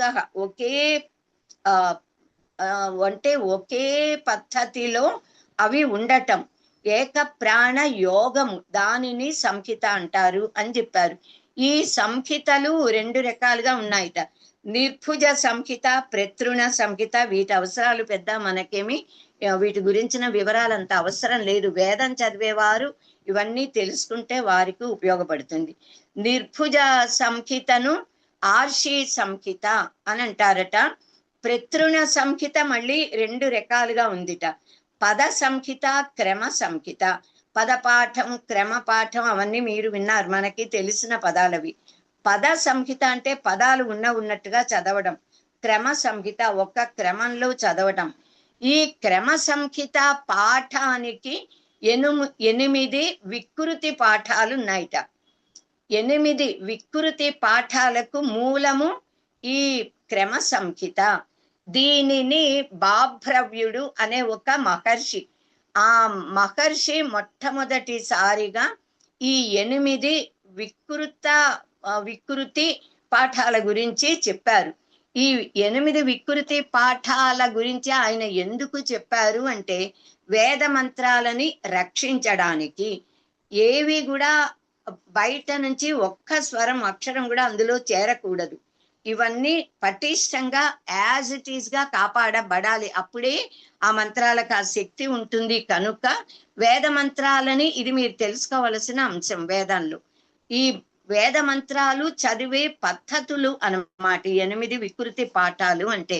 వాటిని సంహితా పాఠము, పద పాఠము, క్రమ పాఠము, జటా పాఠము, మాలా పాఠము, పుష్పమాల పాఠము అని కూడా, పుష్పమాల లాగా అని, శిఖా పాఠము, రేఖా పాఠము అని ఇంకా ఇవి 8. ఇవి కాకుండా ఇంకా ధ్వజ పాఠము అనేది ఉంది. ఇంకా దండ పాఠము, రథ పాఠము, ఘనపాఠము. ఘనపాఠం అన్నది ఇందులోకి వచ్చేస్తుంది. సో ఇలా అనేక రకాలుగా వేద మంత్రాలని ఎలా చదవాలి అన్న ఒక నియమావళిని ఏర్పరిచారు. వేద మంత్రాలని కాపాడటానికి, మంత్రశక్తిని రక్షించడానికి. మంత్రం మొదటి నుంచి చివరి దాకా చెప్పి చివరి నుంచి ముందుకి కూడా వెళతారు ఈ ఘనపాఠంలో అన్నమాట. ఒక ఘనపాఠి ఉన్నాడు అని అంటే ఆయనట శాస్త్రంలో చెప్పినదే. అందుకే వేద పండితులు కనిపిస్తేనే మనం నమస్కరించాలి. ఘనపాఠీలు కనిపిస్తే ప్రణిపాతం చెయ్యాలి అంటారు అందరూ కూడా. అది మన సనాతన ధర్మ నియమం. ఒక ఘనపాఠిగా జన్మించాలి, ఒక ఘనపాఠుల కుటుంబంలో పుట్టాలి, ఘనపాఠి అవ్వాలి అంటేట అంతకు ముందు 7 జన్మలు సద్బ్రాహ్మణ వంశంలోనే పుట్టిన వాళ్ళు అవ్వాలి, సదాచార సంపన్నులు అవ్వాలి. అలాంటి జీవికి మాత్రమే ఇలా పుట్టే యోగ్యత వస్తుంది. అంటే ఒక ఘనపాఠి ఎంత గొప్పవాడో, దైవశక్తి కలవాడో మనం గ్రహించాలి. అలాంటి బ్రాహ్మణుల మీద సినిమాలలో, సంఘంలో అందరూ ఎలాంటి జోకులు వేస్తున్నారో అది ఎంత పాపహేతువో మనం అర్థం చేసుకోవాలి. కనుక వేద మంత్రాల సంరక్షణ కోసం మన మహర్షులు ఇన్ని పద్ధతులు పాటించేవాళ్ళు. ఇంకా తరువాత బ్రాహ్మణాలు, మంత్రాలు, బ్రాహ్మణాలు, ఆరణ్యకం, ఉపనిషత్తులు. బ్రాహ్మణాలు అంటే ప్రతి వేద సంహితకు బ్రాహ్మణ గ్రంథాలు ఉంటాయి. ఆ బ్రాహ్మణము అనేది ఉంటుంది. అంటే బ్రహ్మ, బృంహ విస్తరణి అనే ధాతు నుంచి బ్రహ్మ అనే పదం, బ్రాహ్మణ, బ్రాహ్మణులు అన్ని కూడా దాని నుంచే ఏర్పడ్డాయి. బ్రాహ్మణ గ్రంథాలు అని అంటాము. బ్రాహ్మణులు రాసిన గ్రంథాలు అవచ్చు. బ్రహ్మమును గురించి వ్రాయబడిన గ్రంథాలు బ్రాహ్మణ గ్రంథాలు. మంత్రభాగానికి వ్యాఖ్యాన రూపాలు. అక్కడ సంహితలు మంత్రభాగంలో మంత్రాలు ఉన్నాయి కదా, ఆ మంత్రాల వ్యాఖ్యానం ఇది ఈ బ్రాహ్మణ గ్రంథాలలో ఉంటుంది. ఈ కనకే బ్రాహ్మణ గ్రంథాలు కూడా వేదాలే, వేదంలో భాగము, అంత శక్తివంతమైనవే. కొంతమంది వేదాలలోని మంత్రాల వ్యాఖ్యానాలు బ్రాహ్మణాలు కనుక వీటిని వ్యాఖ్యాన గ్రంథాలు అనాలి అని, వేదము అనొచ్చా అనే సందేహాలు. ఇదంతా వేదంలో భాగమేగా. రుక్కులు, సూక్తాలు, మంత్రాలు ఉన్నాయి కదా, అంటే అవి దేవతల స్తోత్రాలు, వాటిని సంహిత మంత్రభాగం అంటాము. ఆ మంత్రాత్మకమైన వేదమే బ్రహ్మము, అంటే ఆ మంత్రాలే బ్రహ్మము అనబడతాయి. ఆ మంత్రాలను యజ్ఞయాగాది క్రియలు నిర్వహించేటప్పుడు ఎలా సమన్వయపరచాలి అనే ఆ పద్ధతిని వ్యాఖ్యాన రూప గ్రంథాలు రచించారు. అవి బ్రాహ్మణాలు. సో బ్రాహ్మణములలో ఇవ్వబడిన మంత్రాలన్నీ ఋగ్వేద మంత్రాలే. ఋగ్వేద మంత్రాలంత శక్తిమంతాలే ఇవి కూడా. ఎందుకంటే పరబ్రహ్మమునే ఈశ్వరుడు, శాసకుడు అంటాము. అదే వేదము, ఈశ్వరీయ విజ్ఞానం. ఆ వేదమే బ్రహ్మము. ఈ బ్రాహ్మణ గ్రంథాలన్నీ ఈశ్వర సంబంధమైన జ్ఞానాన్ని మనకి ఇస్తున్నాయి, ఎలా ఆచరించాలో చెప్తున్నాయి. కనుక బ్రాహ్మణములు అని అంటాం. కొన్ని బ్రాహ్మణాలలో గొప్ప గొప్ప విఖ్యాత పురుషుల జీవిత చరిత్రలు, సత్య హరిశ్చంద్రుడి గురించి, పురూరవుడి గురించి, ఇవన్నీ కూడా బ్రాహ్మణ గ్రంథాలలో, సంహితా గ్రంథాలలో సూక్తంగా ఉన్నాయి. అక్కడ కూడా అవి ఇందులో వ్యాఖ్యాన రూపంలో, సంవాద రూపాలలో ఉన్నాయి ఈ బ్రాహ్మణ గ్రంథాలలో, కొన్ని ఆరణ్యకాలలో కూడా. అందుకే మనకి ఊర్వశి పురూరవ సంవాదము, యమయమి సంవాదము, ఇంకా ఇలా విశ్వామిత్ర నది సంవాదం అనేక సంవాద సూక్తాలు మనకి వేదంలో ఉన్నాయి. వాటి వివరణ ఈ బ్రాహ్మణ గ్రంథాలలో కూడా ఉన్నాయి. ఎన్ని వేద శాఖలు ఉండేవో అన్ని బ్రాహ్మణ గ్రంథాలు ఉన్నాయి. కానీ కాలగమనంలో ఎన్నో నశించిపోగా ప్రస్తుతము కొన్ని బ్రాహ్మణ గ్రంథాలు మాత్రమే మనకు లభిస్తున్నాయి. ఋగ్వేదానికి సంబంధించిన ఐతరేయ బ్రాహ్మణం, ఐతరేయ ఉపనిషత్తు దాందే. కౌశీతకి బ్రాహ్మణం, కౌశీతకి ఉపనిషత్తు దీనికి సంబంధించింది. ఇంకా యజుర్వేద సంబంధిత బ్రాహ్మణ గ్రంథాలు శతపథ బ్రాహ్మణం 100 మార్గాలలో ఉందిట. శత అంటే 100, పథము అంటే మార్గం.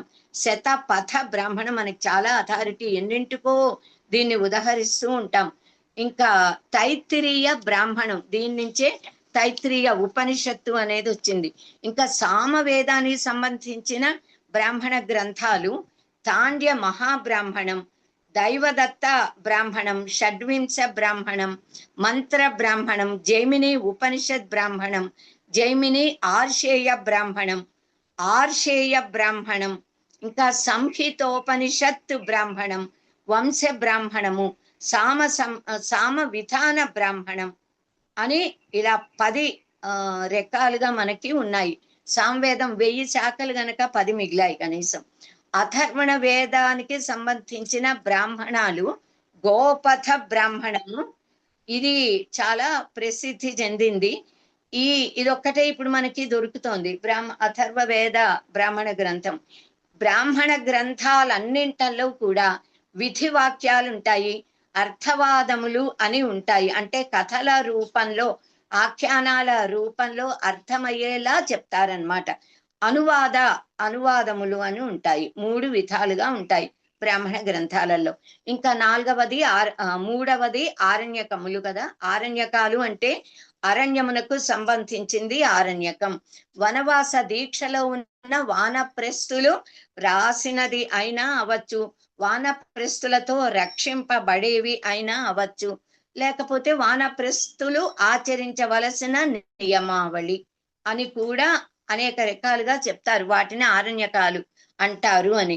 అరణ్యంలో ఉండి రచించారు గనక ఆరణ్యకాలు అని, అక్కడ అధ్యయనం చేశారు అక్కడ ఉండి కనుక అరణ్యకాలు. అనేక రకాలుగా వ్యాఖ్యానాలు మనకు ఉన్నాయి. సో అరణి ఇలా మథించి యజ్ఞం చేస్తాంగా, అగ్నిని రగిల్చి కనుక అరణిని మథించి చేసే యజ్ఞ క్రియ, దానిని ఆరణికము, ఆరణి అని అంటాంగా. అరణి నుంచి ఆరణి, ఆ ఆరణిని గురించిన విద్యను బోధించేవి కనుక ఆరణ్యకములు అని కూడా వ్యాఖ్యానాలలో మనకు కనిపిస్తూ ఉంటుంది. ఈ ఆరణ్యక గ్రంథాలలో ఆత్మ అంటే ఏమిటి, పరమాత్మ అంటే ఏమిటి, ప్రకృతి అంటే ఏమిటి, జీవాత్మ పరమాత్మల ఐక్యత గురించిన నిగూఢమైన తాత్విక జ్ఞానాన్ని, మనకు తాత్విక విచారం వాటిల్లో కనిపిస్తుంది. ఈ ఆరణ్యకాలు బ్రాహ్మణ గ్రంథాలకి అనుబంధంగా ఉంటాయి, ఆరణ్యకాలకి అనుబంధంగా ఉపనిషత్తులు ఉంటాయి. అలా మనకి చాలా ఆరణ్యకాలు ఉండేవి బ్రాహ్మణ గ్రంథాలు లాగానే. చాలా ఆరణ్యక గ్రంథాలు లుప్తమైపోయాయి. ఇప్పుడు ఉన్నవి ఐతరేయ ఆరణ్యకం ఉంది, శాంకాయన, ఇది ఋగ్వేదానికి సంబంధించింది ఐతరేయ ఉపనిషత్తు, దీనికి ఐతరేయ ఆరణ్యకానికి చెందింది. సో ఐతరేయ ఆరణ్యకం, శాంకాయన ఆరణ్యకం ఇవి ఋగ్వేదానికి చెందినవి. తైత్తిరీయ ఆరణ్యకం, బృహదారణ్యక ఆరణ్యకం అన్నవి యజుర్వేదానికి సంబంధించినవి ఇప్పుడు మనకి దొరుకుతున్నాయి. వీటికి సంబంధించిన ఉపనిషత్తులు దశోపనిషత్తులలో లెక్కింపబడ్డాయి. ఇంకా తైత్తిరీయ ఆరణ్యకం నుంచి తైత్తిరీయ ఉపనిషత్తు అనేది వచ్చింది. బృహదారణ్యక ఆరణ్యకము యాజ్ ఇట్ ఈస్ గా బృహదారణ్యకోపనిషత్తు అంటాం. ఆరణ్యకమే ఉపనిషత్తు అక్కడ. అలా తర్వాత వేదాల యొక్క ఈ మొదటి 3 భాగాలు ఉన్నాయిగా, మంత్ర భాగము, సంహితలు, బ్రాహ్మణాలు, ఆరణ్యకాలు, ఈ మూడింటిని కలిపి కర్మకాండ అని అంటాము. ఇవి కర్మకాండకు సంబంధించినవి. వేదాలలో సర్వ పదార్థ విజ్ఞానము మనకి ఇవ్వబడింది. కర్మ అంటే ఏమిటి అన్నది చెప్పారు. ఉపాసనలు వందలాది ఉపాసనలు ఉపనిషత్తుల్లో కూడా ఉన్నాయి. ఉపాసనల గురించి చెప్పారు. జ్ఞానం అంటే ఏమిటి అనే ఈ 4 విభాగాలు ఉన్నాయి వీటిల్లో. సో వీటన్నిటిని కూడా కర్మకాండ అని అంటారు. వీటిలో మొదటి 3 కర్మకాండ, రెండవది 4వ భాగం ఉపనిషత్తులు అన్నది జ్ఞానకాండ. కర్మకాండ యజ్ఞయాగాది క్రతు ఆచరణ ధర్మ అర్థ కామాలను సాధించడానికి ఆచరించే యజ్ఞయాగాది ప్రక్రియలు, వాటి విధి విధానాలు, ఫలితము అవన్నీ దానికి సంబంధించింది. ఏదో స్వర్గకామో యజేత, సంతానకామో పుత్రకామేష్టిం కురుతా కరోతు అలా ఇలాంటివి మనం వింటూ ఉంటాం. యజ్ఞ ఆచరణకు చతుర్వేద పారేణుల ఆవశ్యకత ఉంది. ఒక్క యాగం, ఒక్క గొప్ప యజ్ఞం చేయాలంటే 4 వేదాలలోనూ నిష్ణాతులైన 4 ఉండాలి. 4 వేదాలకి సంబంధించిన 4 వారందరినీ బ్రహ్మగారులు అంటాం. కానీ వాళ్ళ పేర్లు హోత, అధ్వర్యుడు, ఉద్గాత, బ్రహ్మ. ఈ 4 వేదాలకి సంబంధించిన వారు కలిసి ఒక యాగాన్ని నిర్వర్తిస్తారు. ఇందులో ఈ 3 కూడా బ్రహ్మగారు చెప్పినట్లుగా వింటారు. వేదం ఒకసారి యాగం ప్రారంభమైతే మామూలు లౌకికమైన ఒక్క పదంతో కూడా మాట్లాడరు. కేవలము ఓం అంటారు. ఓం ఓం అలా అంటే ఈ పని చెయ్యాలా అని చూపించి అడిగితే ఓం అంటే చెయ్యి అని, ఓం అంటే ఇప్పుడు కాదు తరువాత. ఆ ఓం అనే ఆ పదాన్ని ఉచ్చరించడంలోనే స్వరంలో తేడా. వారు భావాలని వ్యక్తపరుస్తారు కానీ వేరే ఒక్క మాట మాట్లాడరు. అలా వాళ్ళకి అర్థమవుతుంది అనమాట. సో వేద రక్షణ కోసం ప్రాతిశాఖ్యలు అనే వాటిని మహర్షులు ఏర్పరిచారు. ప్రాతిశాఖ్య అంటే ప్రతి వేద శాఖ రక్షణ కోసం ఏర్పరచబడిన, నిర్దేశించబడిన ఒక విధమైన వర్ణ సమామ్నాయము, స్వర వ్యంజన సంఖ్య, స్వర ఉచ్చారణ పద్ధతి, అందులో సంధులు, ప్రగృహ్య సంజ్ఞ అనేది సంజ్ఞలు, పద విభాగ నియమాలు, వాటికి కొన్ని అపవాదాలు ఉంటాయి. ఇక్కడ ఇది ఇలా ఉండాలి, ఇంకొక చోట ఇలా కాకుండా ఇలా అనే అపవాదం. ఇంకా శబ్ద వ్యుత్పత్తి, ఆ శబ్దము ఎలా పుట్టింది, ఎటిమలాజికల్ మీనింగ్, దాని నిర్వచనం ఏమిటి అన్నది, వీటన్నిటినీ ప్రాతిశాఖ్యలలో వివరించారు. కనుక ఈ వేద ప్రాతిశాఖ్యలు వేద మంత్రాలని కాపాడుతున్నాయి. ఈ ప్రాతిశాఖ్యలని అధ్యయనం చెయ్యాలి. వేద శాఖలన్నింటికీ ప్రాతిశాఖ్యలు ఉండేవి. ఈ ఆరణ్యకాలు, బ్రాహ్మణాలు అవన్నీ ఉన్నట్లుగానే ఇప్పుడు చాలా శాఖలు నశించిపోయాయి, లుప్తమైపోయాయి. అలాగే అంటే చాలా ప్రాతిశాఖ్య గ్రంథాలు కూడా పోయాయి. కానీ ఇప్పుడు ప్రస్తుతం ఋగ్వేదానికి సంబంధించిన రుక్ ప్రాతిశాఖ్యము, తైత్తిరీయ ప్రాతిశాఖ్యం శుక్ల యజుర్వేదానికి, తర్వాత సామ ప్రాతిశాఖ్యం సామవేదానికి, అథర్వ ప్రాతిశాఖ్యం అథర్వణ వేదానికి సంబంధించినవి ఉన్నాయి. ఇప్పుడు ఋక్ ప్రాతిశాఖ్యానికి పార్షద సూత్రము అనే ఒక పేరుంది. దానిని సౌనక మహర్షి, సౌనకుడు సూత్రుడు మనందరికీ పరిచయం, సౌనక మహర్షి రాశారు అని చెప్తారు. తైత్తిరీయ ప్రాతిశాఖ్యానికి త్రిరత్న అనే ఒక భాష్యం ఉంది. కాత్యాయన మహర్షి ప్రణీతమైన శుక్లయజు ప్రాతిశాఖ్య గ్రంథానికి ఉవ్వట్టుడు అనే ఒక మహానుభావుడు, ఉవ్వట్టుడు ఆయన పేరు, ఆయన మాతృమోదం అనే పేరుతో ఒక భాష్యం రాశారు. ఇలా ప్రతి ప్రాతిశాఖ్యకి కూడా ఎవరో ఒక మహర్షి విశిష్టమైన భాష్యాలను రచించారు. తర్వాత 4 వేదాలలో కూడా ప్రకృతి గురించి, పరమాత్మ గురించి, జీవుడి గురించి, సమస్త దైవీ శక్తుల గురించి, ప్రకృతి శక్తుల గురించి అనేక విద్యలు, రకరకాల వందలాది విద్యల గురించి, మానవులు పుట్టడానికి ముందు నుంచి జీవుడి గురించి, ఆ జీవుడు ఒక దేహంలో ఒక తల్లిదండ్రులకి పుట్టినప్పటి నుంచి పెరిగే వరకు అతని నడవడి ప్రవర్తన ఎలా ఉండాలో ముక్తి పొందడానికి, దానికి సంబంధించిన విధి విధానాలను తెలియజేసే విద్యలు, పరమగమ్యమైన మోక్షం అనేది విద్య, ఆ మోక్ష విద్య, ఇలా ఇంకా కోరికలు ఐహికాముష్మిక, దానికి యజుర్వేదంలో యజ్ఞయాగాది క్రతువులకి సంబంధించిన అంశాలు, ఇంకా జ్యోతిష్టోమం, అతిరాత్రం, వాజపేయం, అశ్వమేధం, రాజసూయం, పుత్రకామిష్టి, ఏకాగ్ని అంటే ఒక్కరోజు చేసే క్రతువు, ద్వాదశ వార్షిక సత్రం 12 సంవత్సరాలు చేసేది, ఇలా రకరకాల యజ్ఞయాగాది క్రతువుల వివరాలు, ఆచరణ, ఇవన్నీ కూడా మనకి వాటిల్లో చెప్పారు. అంటే సంపూర్ణ విజ్ఞానం మనకి వీటి గురించి మహర్షులు ఇచ్చారు. ఇంకా సామవేదానికి 4 వేదాల్లోకి చాలా పెద్దది ఏది అంటే సామవేదమే. ఇందులో రాగాలు, గీతాలు, అందుకే సామవేదానికి గంధర్వ వేదం, గాంధర్వ అంటాం. గంధర్వ వేదం ఉపవేదం, సంగీతం అందులోంచే పుట్టింది. గంధర్వుల విద్య, గంధర్వులు లలిత కళలలో గానంలో నిష్ణాతులు.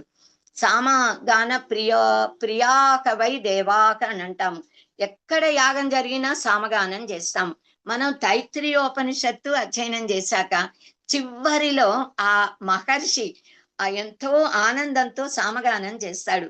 మనం అది అధ్యయనం చేస్తున్నా, అధ్యాపనం చేస్తూ పాఠం నేర్పిస్తున్నా మనం కూడా సామగానం అది చెయ్యాలి, చేసే చెప్తాము పిల్లలకి పాఠం చెప్పేప్పుడు కూడా.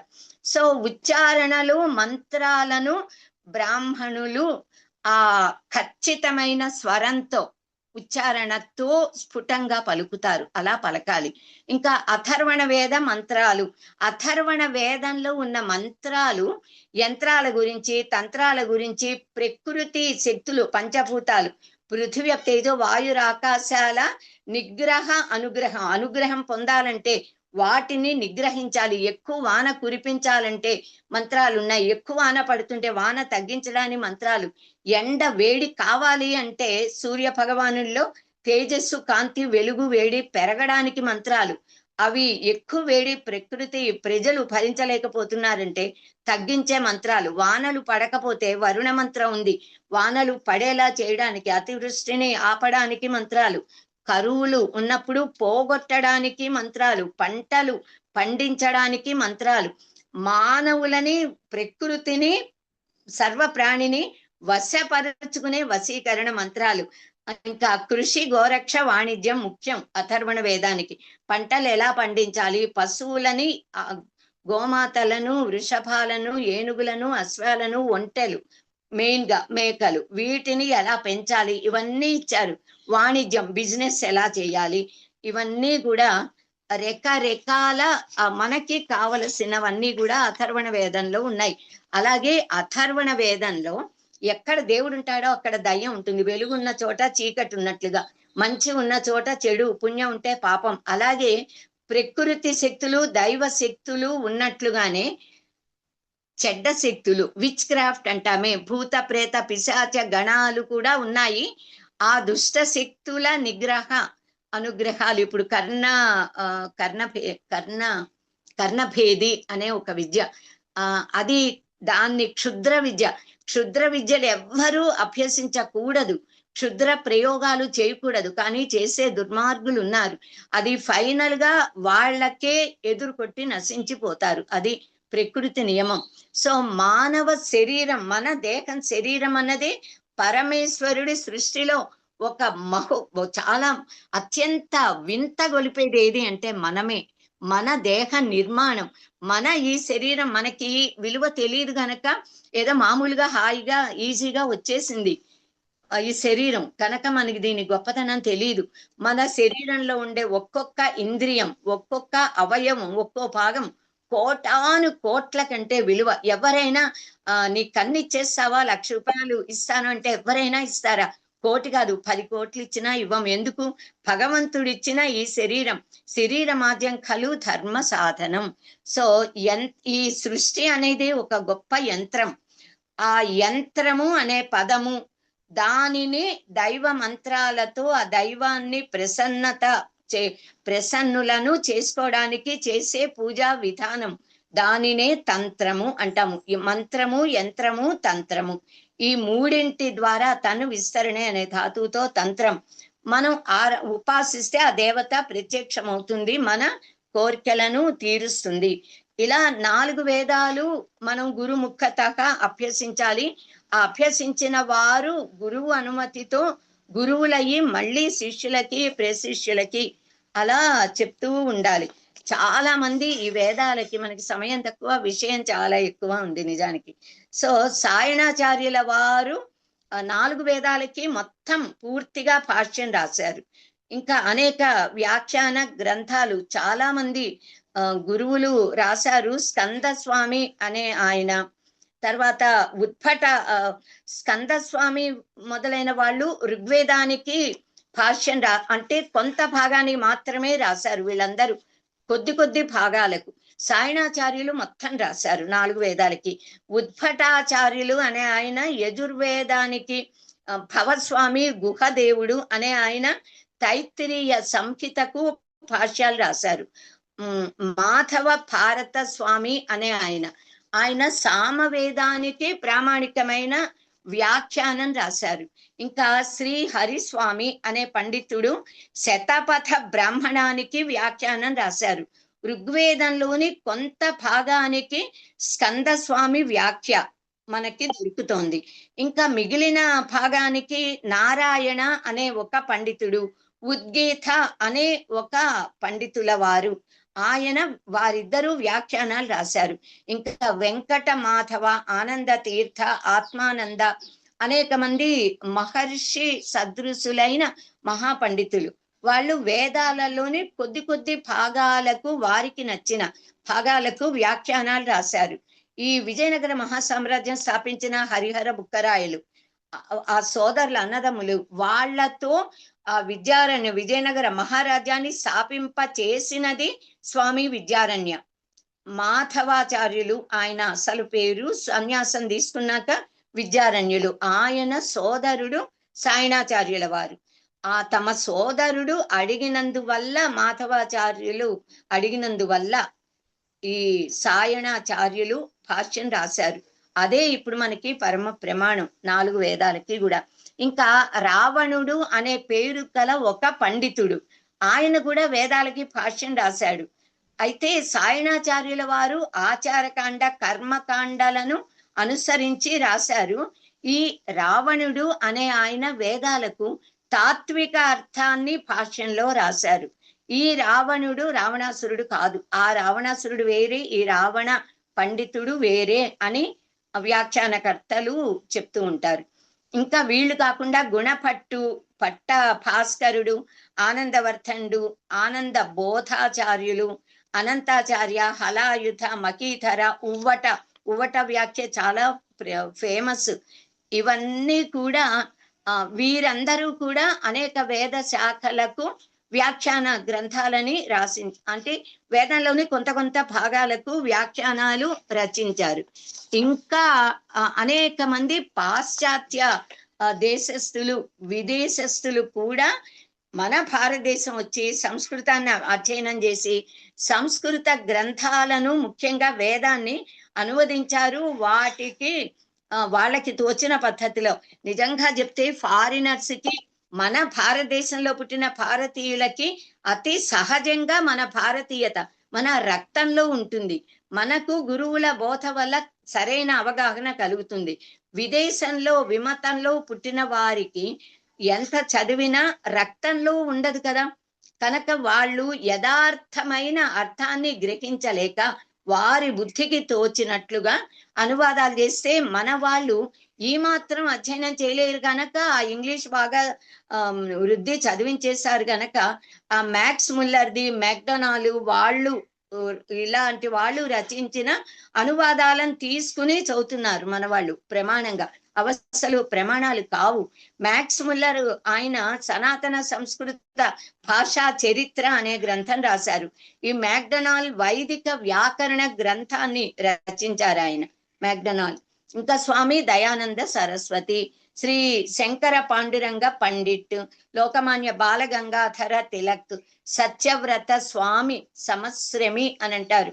శ్రీపాద దామోదర అనే ఆయన సత్వాలేకర్ వారి ఇంటి పేరు. శ్రీ అరవింద ఘోష్ మనందరికీ తెలిసిన అరవిందులు, శ్రీ సివి వైద్య, డిఆర్ఎన్ దండేకర్. ఈ దండేకర్ది కూడా చాలా ఫేమస్. తర్వాత ఇంకా ఇంకొక ఆయన చిన్నవిగా రాశారు కానీ కరెక్ట్ అర్థాన్ని తెలియజేసేలా తప్పు లేకుండా ఆర్డి బర్నర్ అనుకుంటా, ఏదో చిన్న పుస్తకాలు బాగుంటాయి అవి.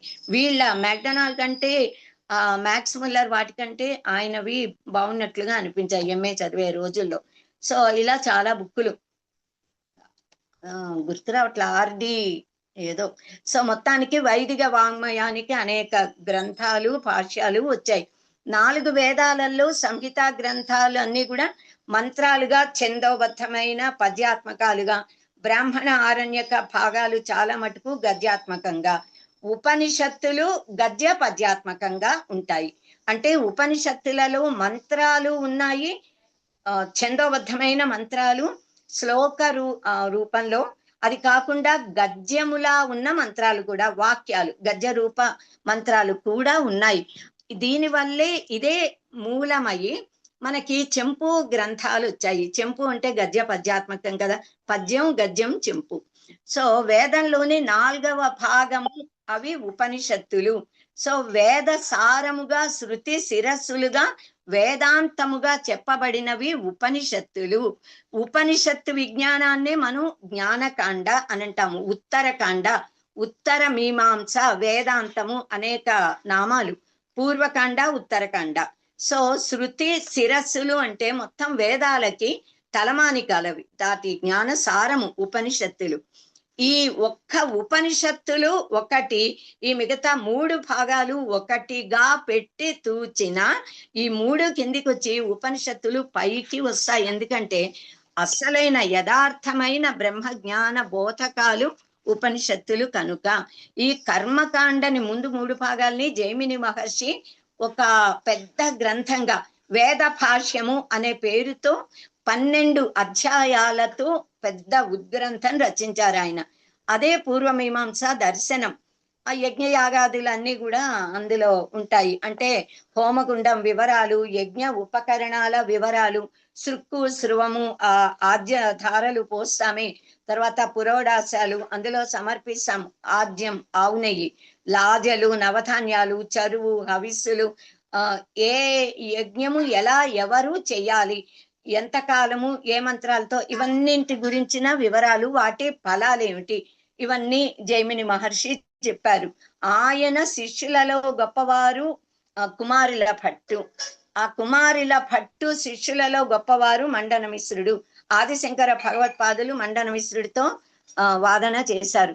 కాండద్వయోపపద్యాయ కర్మ బ్రహ్మ స్వరూపిణే స్వర్గాపవర్గ రూపాయ యజ్ఞేశాయ నమో నమః అని అంటాం. వేదాల యొక్క కర్మకాండ జ్ఞానకాండ రెండింట్లో బోధింపబడింది పరమేశ్వర తత్వమే కనుక రెండింటి చేత ప్రతిపాదింపబడిన బ్రహ్మమునకు నమస్కారం. ఇంకా ఉపనిషత్తులు, టైం అయింది కానీ 5 నిమిషాల్లో ఉపనిషత్తు అంటే ఏమిటి అన్నది చెప్పి ఇవాళ ఆపేస్తాను. తర్వాత ధర్మశాస్త్రాల గురించి చెప్పుకుంటాం. ఇది దీనికి ఇంకో క్లాస్ కూడా ఉంటే ఇంకా చాలా వివరంగా చెప్పుకోవచ్చు. ఉపనిషత్తులు అంటే బ్రహ్మ జ్ఞానాన్ని బోధిస్తాయి, సృష్టి గురించి, జీవుడి గురించి, దేవుడి గురించి సవిస్తరంగా చెప్తాయి. ఇంకా అనేక మహావాక్యాలు, మహావాక్యం అంటే జీవ బ్రహ్మ ఐక్యతని చెప్పేవి మహావాక్యాలు. అనేక మహావాక్యాలు ఉపనిషత్తుల్లో ఉన్నాయి. సృష్టి మిథ్య అనేక నానాస్తి కించన ఏకమేవ అద్వితీయం బ్రహ్మ మృత్యోస మృత్యుమాప్నోతి యా ఇహ నానేవ పశ్యతి, ఇలా ఏకం సద్విప్ర బహుధా వదంతి అని, ఏకమేవ అద్వితీయం బ్రహ్మ ఇలా రకరకాలుగా బ్రహ్మ గురించి ఉపనిషత్ అనే పదం ఉంది కదా. ఈ ఉపనిషత్ అనే పదానికి అర్థ నిర్వచనం ఆదిశంకర భగవత్పాదులు కఠోపనిషత్తు భాష్యంలో పరమద్భుతంగా ఇచ్చారు మనకి. సదేర్ ధాతుర్ విసరణగత్యవసాదనార్థస్య ఉపని పూర్వస్య క్విప్ ప్రత్యయాంతస్య రూపం ఉపనిషదితి. అంటే సత్ అనే ధాతువు, సత్ అనే ధాతువుకి సత్ అంటే టు బి, ఉండుట, దానికి 3 అర్థాలు ఇచ్చారు ఇందులో. విసరణ, గతి, అవసాదనం అనే 3 అర్థాలు. ఇవి వివరంగా చెప్తే టైం పడుతుంది.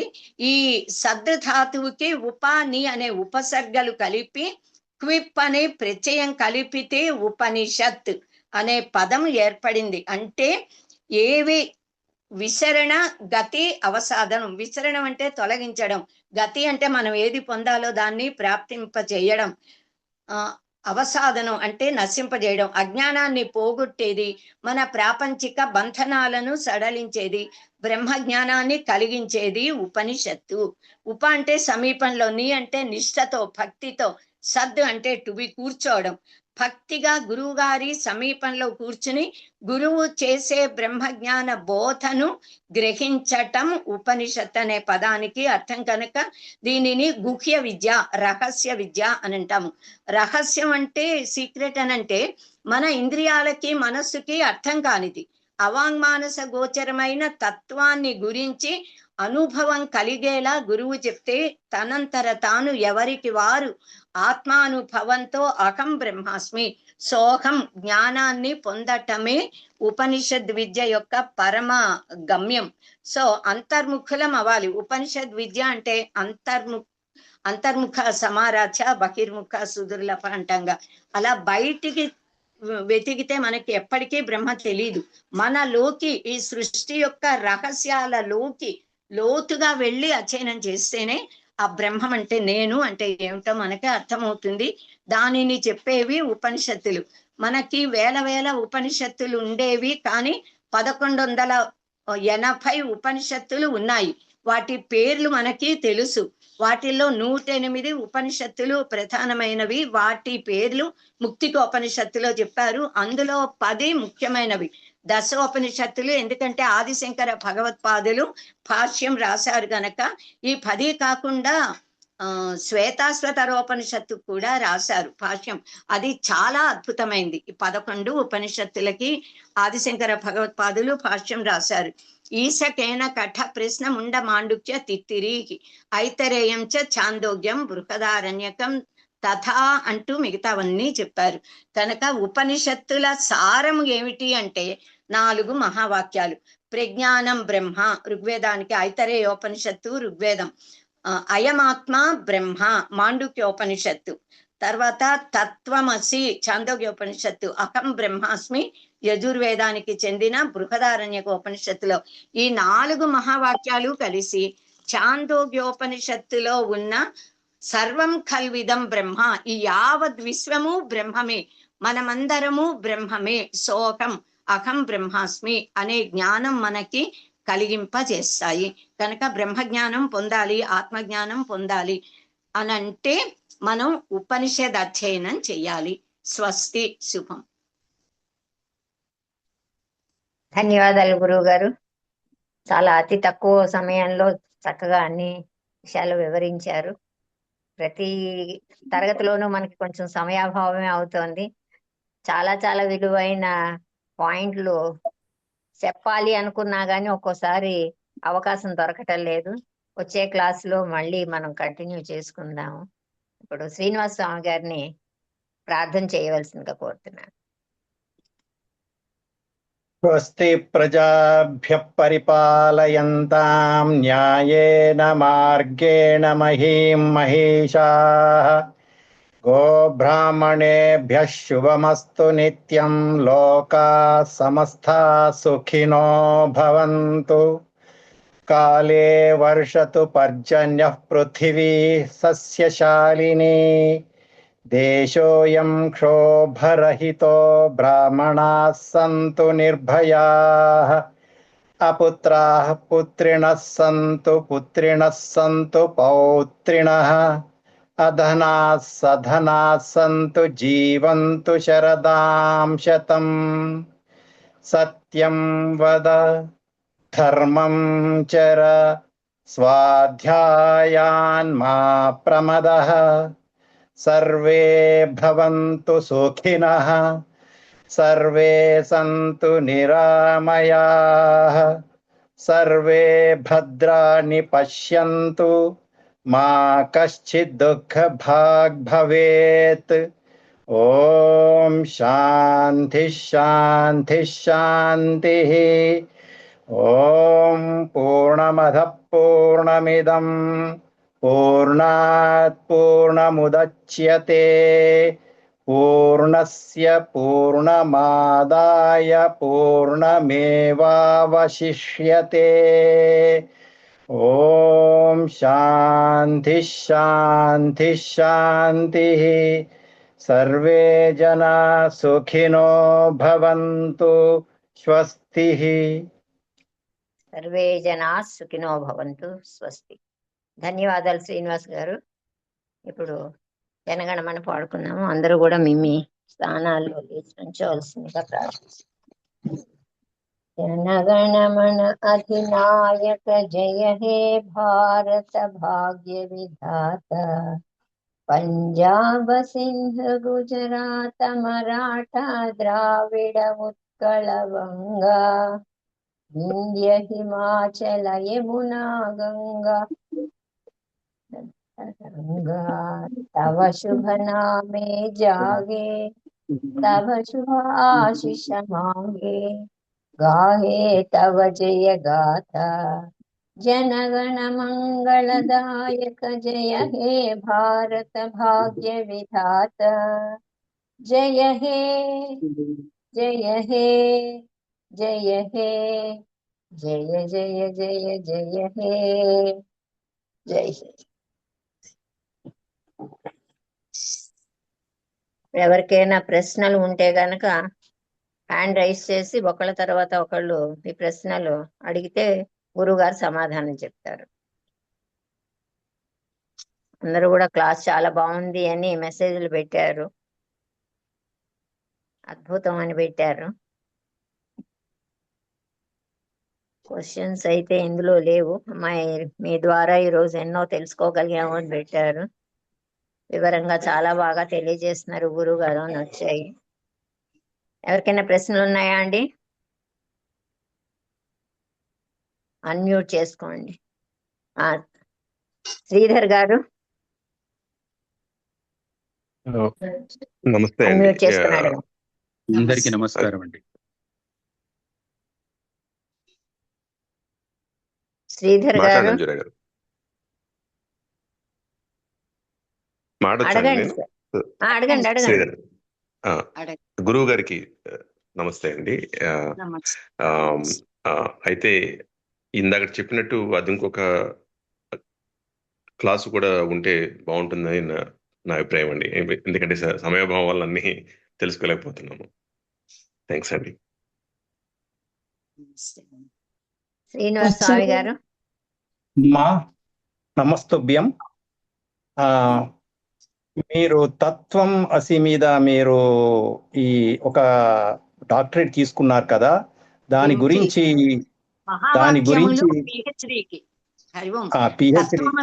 ఎంఫిల్ కి మహావాక్యముల సారము 4 మహావాక్యాలు పిహెచ్డికి మహావాక్యాల సారం మీద డాక్టరేట్ తీసుకున్నా. దానిలో తత్వమసి మీద మీరేమైనా ఉపన్యాసించిన లింక్ కానీ లేకపోతే ఎప్పుడన్నా ఒక 10-15 నిమిషాలు మీరు వెచ్చించగలిగితే ధన్యోస్మి అండి. తత్వమసి మీ నుంచి తెలుసుకోవాలనుకుంటున్నాను. మన వేద సంస్కృతి సమితి వెబినార్ లో 4 మహావాక్యాల గురించి గానీ తత్వమసి మీదైనా మాట్లాడతాలేండి ఎప్పుడైనా. అప్పుడు మీరందరూ జాయిన్ అయ్యి ఎందురుగానే అది 10 నిమిషాలు పావు గంటలో చెప్తే ఈ మహావాక్యాల గురించి 3 సంవత్సరాలు కంటిన్యూస్ గా ఋషిపీఠంలో వచ్చింది. 2015 నుంచి 18 దాకా. అక్కడ సంవేదం గురువు గారు ఒకసారి సభలో కలిసినప్పుడు అడిగితే ఆయన రాయమని అడిగితే రాశా. ఋషిపీఠంలో 3 ఏళ్ళు వచ్చింది. అవి చదివితే ఒక ఐడియా వస్తుంది మీకు.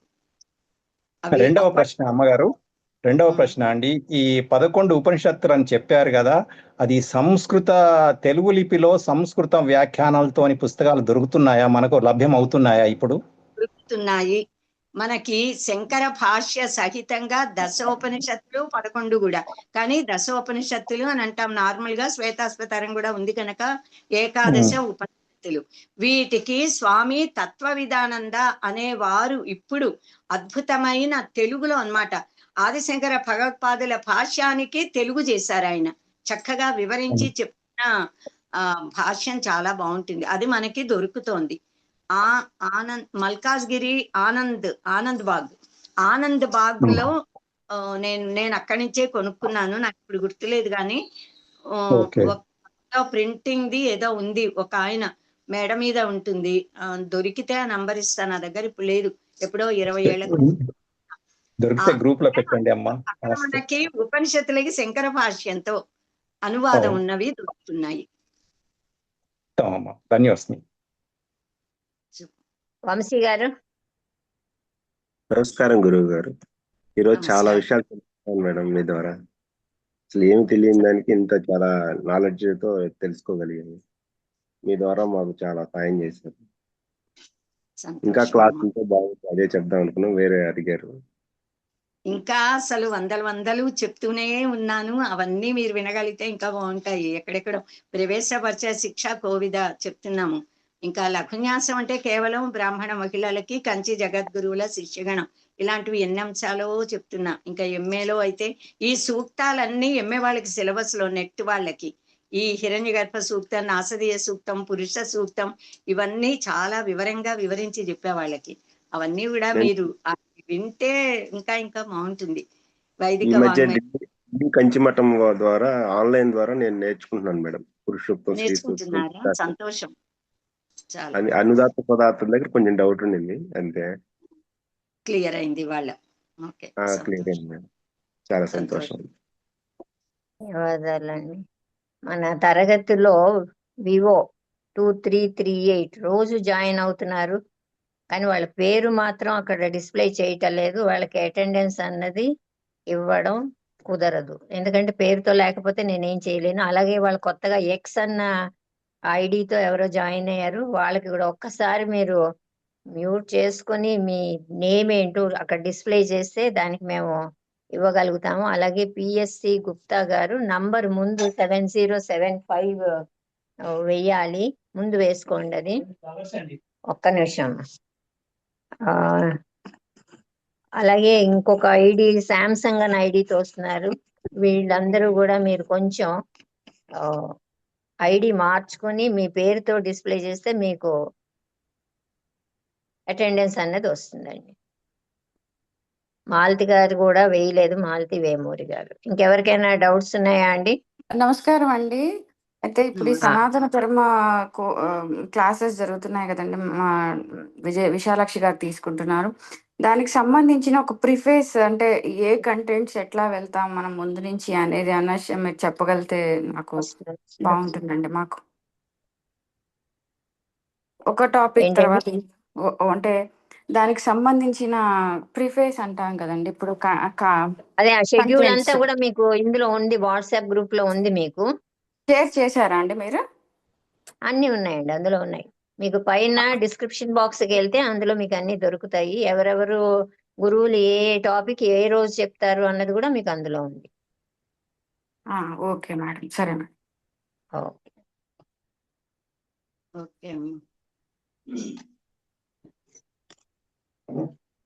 ధన్యవాదాలు. గురువు గారు ఏదైనా మాట్లాడతారా? బాబు గారు ఏదైనా చెప్తారా అండి క్లాస్ ముగించుకునే ముందు? ఏమి లేదండి, ముగించేయండి, క్లాస్ ముగించేయండి. ఓకే, ధన్యవాదాలు గురువు గారు. ధన్యవాదాలు. మళ్ళీ వచ్చే తరగతిలో కలుసుకుందాము. ధన్యవాదాలు. శ్రీ గురుభ్యో నమః. రికార్డింగ్ స్టాప్ చేస్తాం. శ్రీ గురుభ్యో నమస్కారం అండి. చాలా బాగా చెప్పారు. కానీ మేడం గారు చాలా విషయాలు చెప్పారు. అవి వినేటప్పుడు అన్ని అర్థమవుతున్నాయి, కానీ గుర్తు పెట్టుకోవాలి అంటే కొంచెము అవి మళ్ళీ గుర్తు రావటం లేదు. వాటికి ఏమన్నా PDF ఇస్తారమ్మా? మీరు మళ్ళీ ఇది వినొచ్చు కదమ్మా, రికార్డ్ చేసి మన వాళ్ళు గ్రూప్ లో పెడుతున్నారు కదా, మీరు మళ్ళీ పెట్టుకు వినండి. అంటే నోట్స్ లాంటిది ఏమీ దొరకదా? అదే నోట్స్ లాంటిది. నోట్స్ అంటే ఎన్నో బుక్కులు అంటే ఏవేవో చెప్తాం కదా, ఇది మీరు విని ఇదే రాసుకుంటే అదే నోట్స్ అవుతుంది కదా. ఇంగ్లీష్ లో ఉంది గురుగారు, అది ఆల్రెడీ స్టడీ మెటీరియల్ అని ఉంది. అది ప్లస్ క్లాస్ లో జరుగుతున్నదంతా కూడా మీరు పాయింట్స్ రాసుకుంటే అది సరిపోతుంది మీకు. ధన్యవాదాలు. ధన్యవాదాలమ్మా.